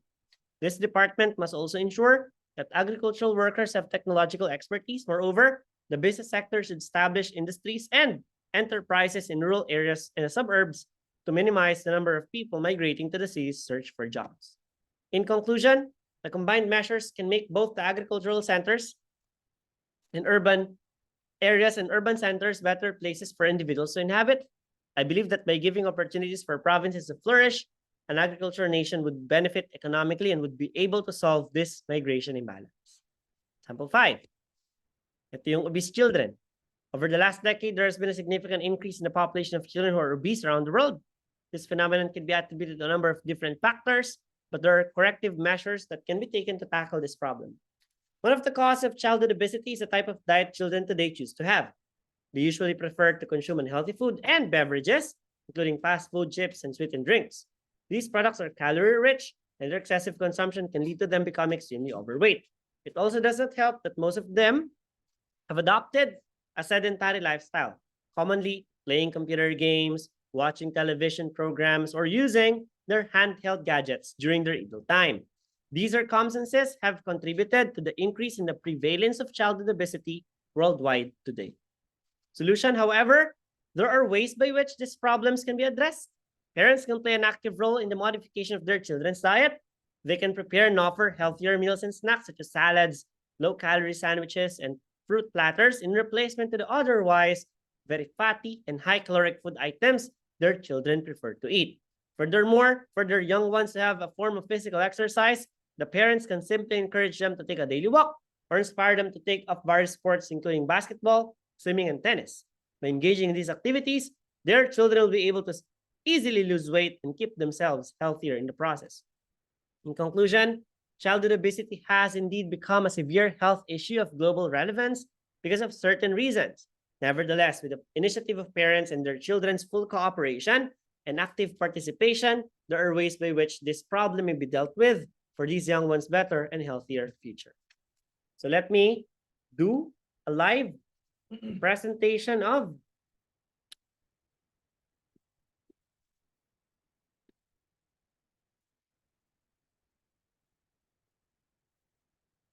notes na lang pala.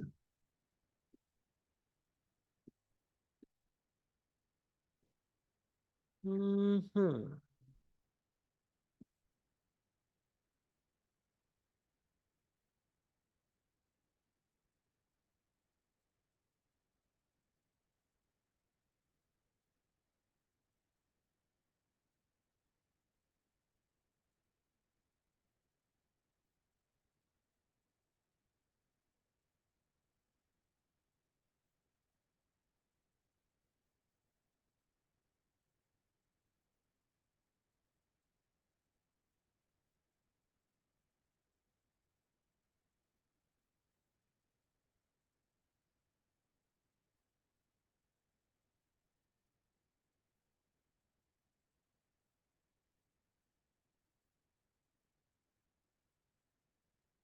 Dark mode yung aking slides.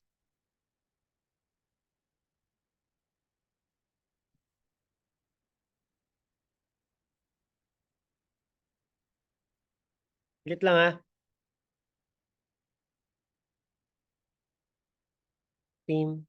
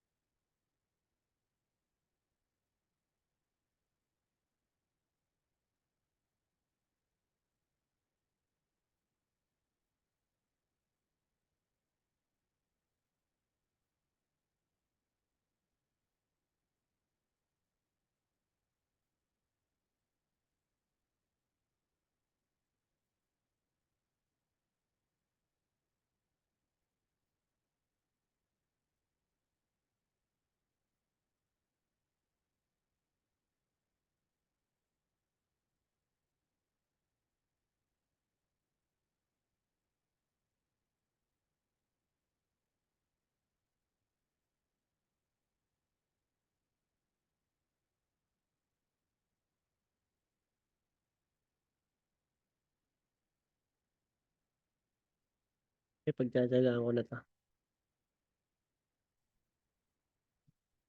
So this will be my question today.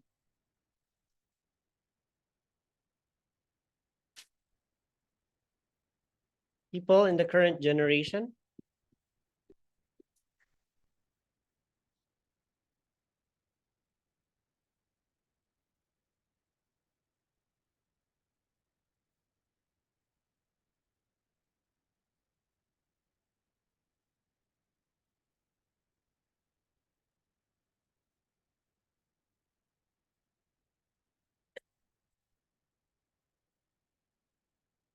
format, text, color.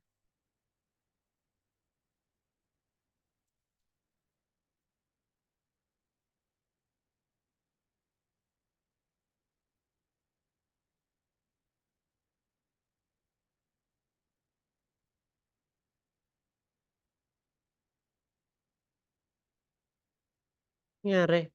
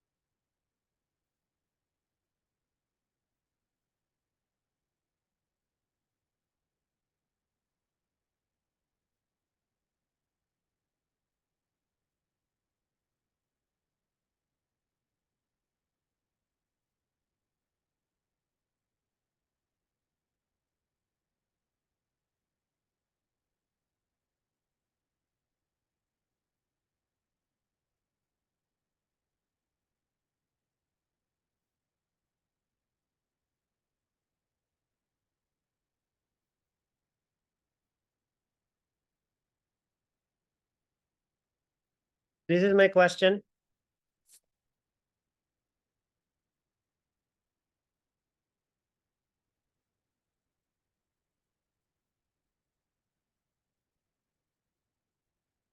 Are not fit and active. This will cause health problems in the future. What could be the reasons for the inactivity? And offer and suggest solutions for the issue.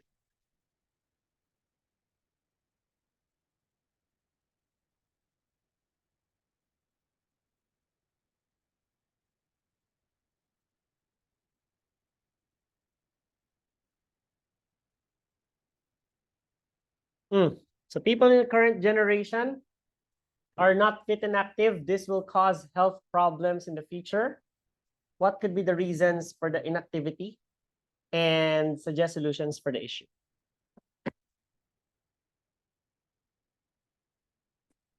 In today's world,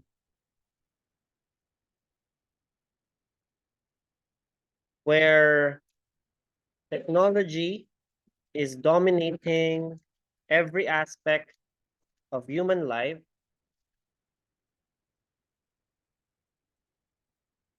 doing exercise has become the least among the priorities of many individuals, which can become problematic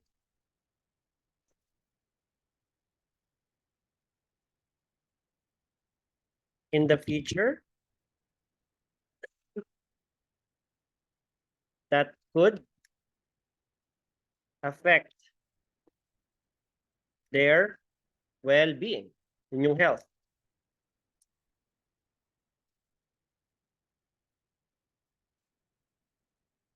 There are different factors why this occur, and there are plenty of methods to help solve this issue. Ginamit na yung issue sa task description, help this problem. So explain natin ano yung factors, bakit hindi na nag-exercise ang mga tao. In the past, people did not have any access to technology which make them use all their effort and energy to do their everyday tasks. Even without exercise, their routine keeps them in check, keeps their health, keeps them healthy as they consume organic food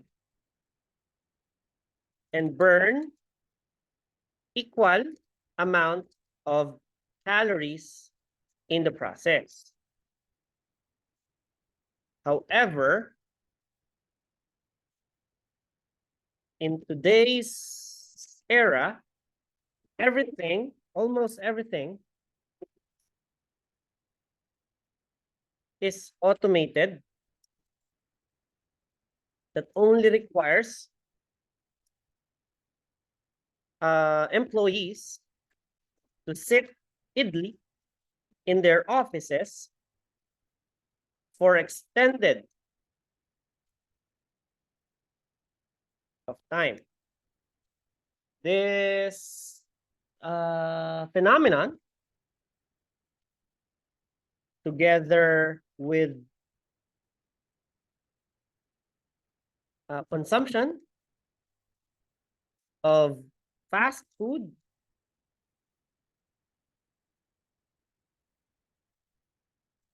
make their lifestyle very sedentary.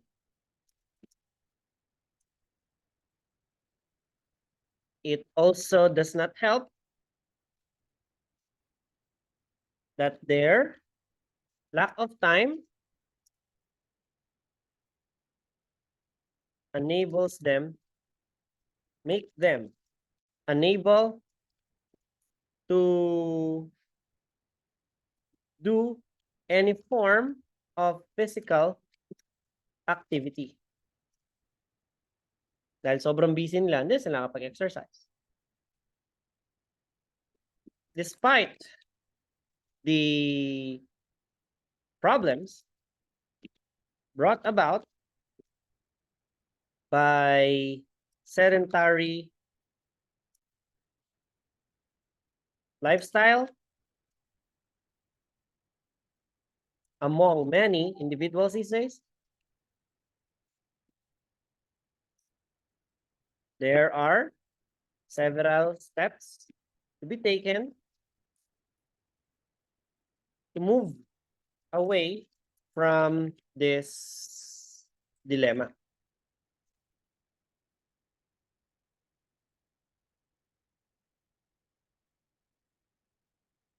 people must refrain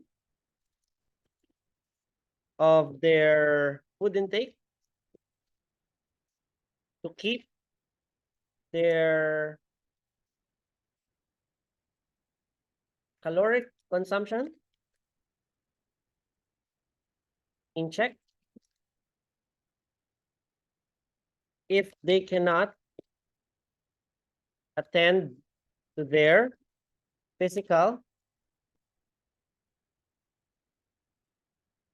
activity.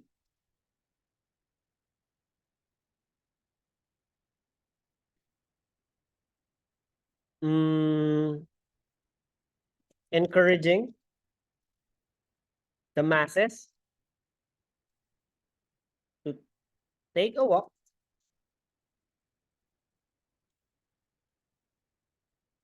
instead of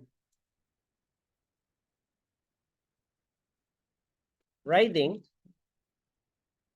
their cars from their workplace to home and vice versa can improve their physical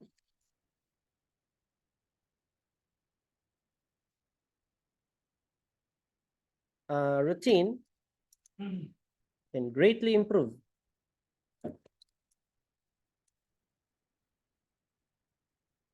and will contribute to the needed exercise even without equipment and expensive gym membership.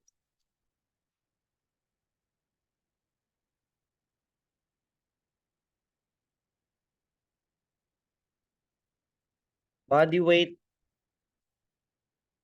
exercises at home and brisk walking to and from work can work marvels to the human body. In conclusion, because of technology,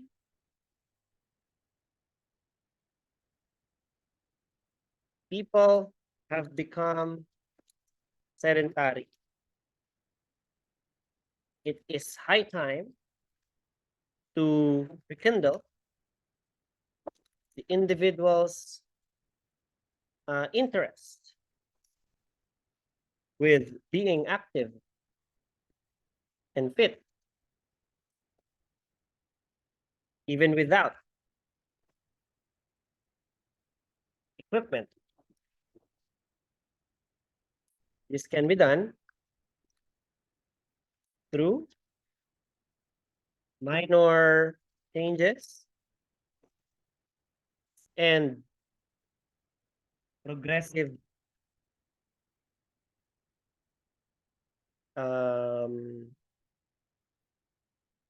improvements to one's daily activities. So I'm done. 11:56 ako nag-start. 8 minutes ko po itong tinapos. Bilangin natin kung ilang salita. Word counter.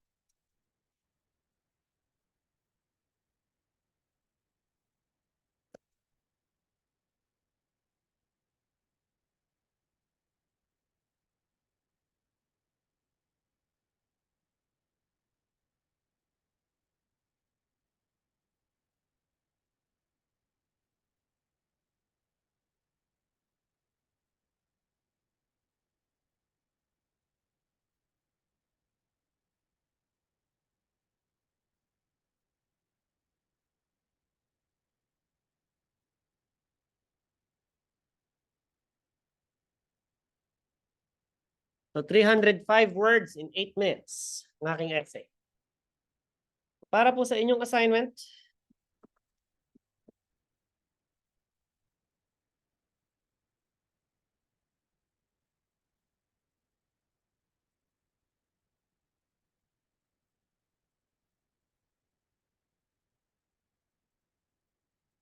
To. Nararapat to para sa inyo. For your assignment.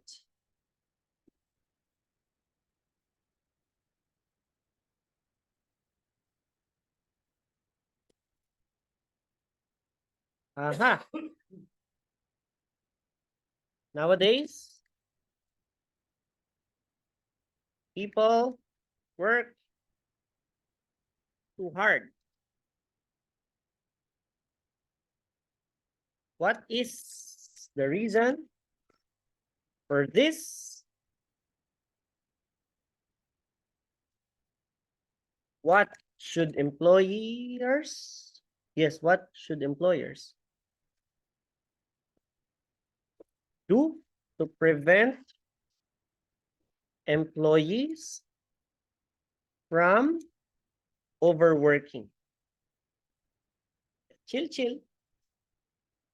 So for Zoom participants, I want you to do this by typing your answers on the computer, have it printed, submit it to me next week. We will be seeing each other again on Thursday. So Tuesday, we will have a computer-based familiarization exam. That is coming Tuesday. Punta kayo dito para makatry kayo ng computer-based test. 9 slots lang po sa first come, first serve. Tapos Thursday, kita-kita po ulit tayo. Friday and Saturday as well. Okay, guys? So, that is the end of our meeting. Thank you for participating, Alice, Francisco, Karen, Maine, Marian, Sha. Have a nice day. God bless and good luck.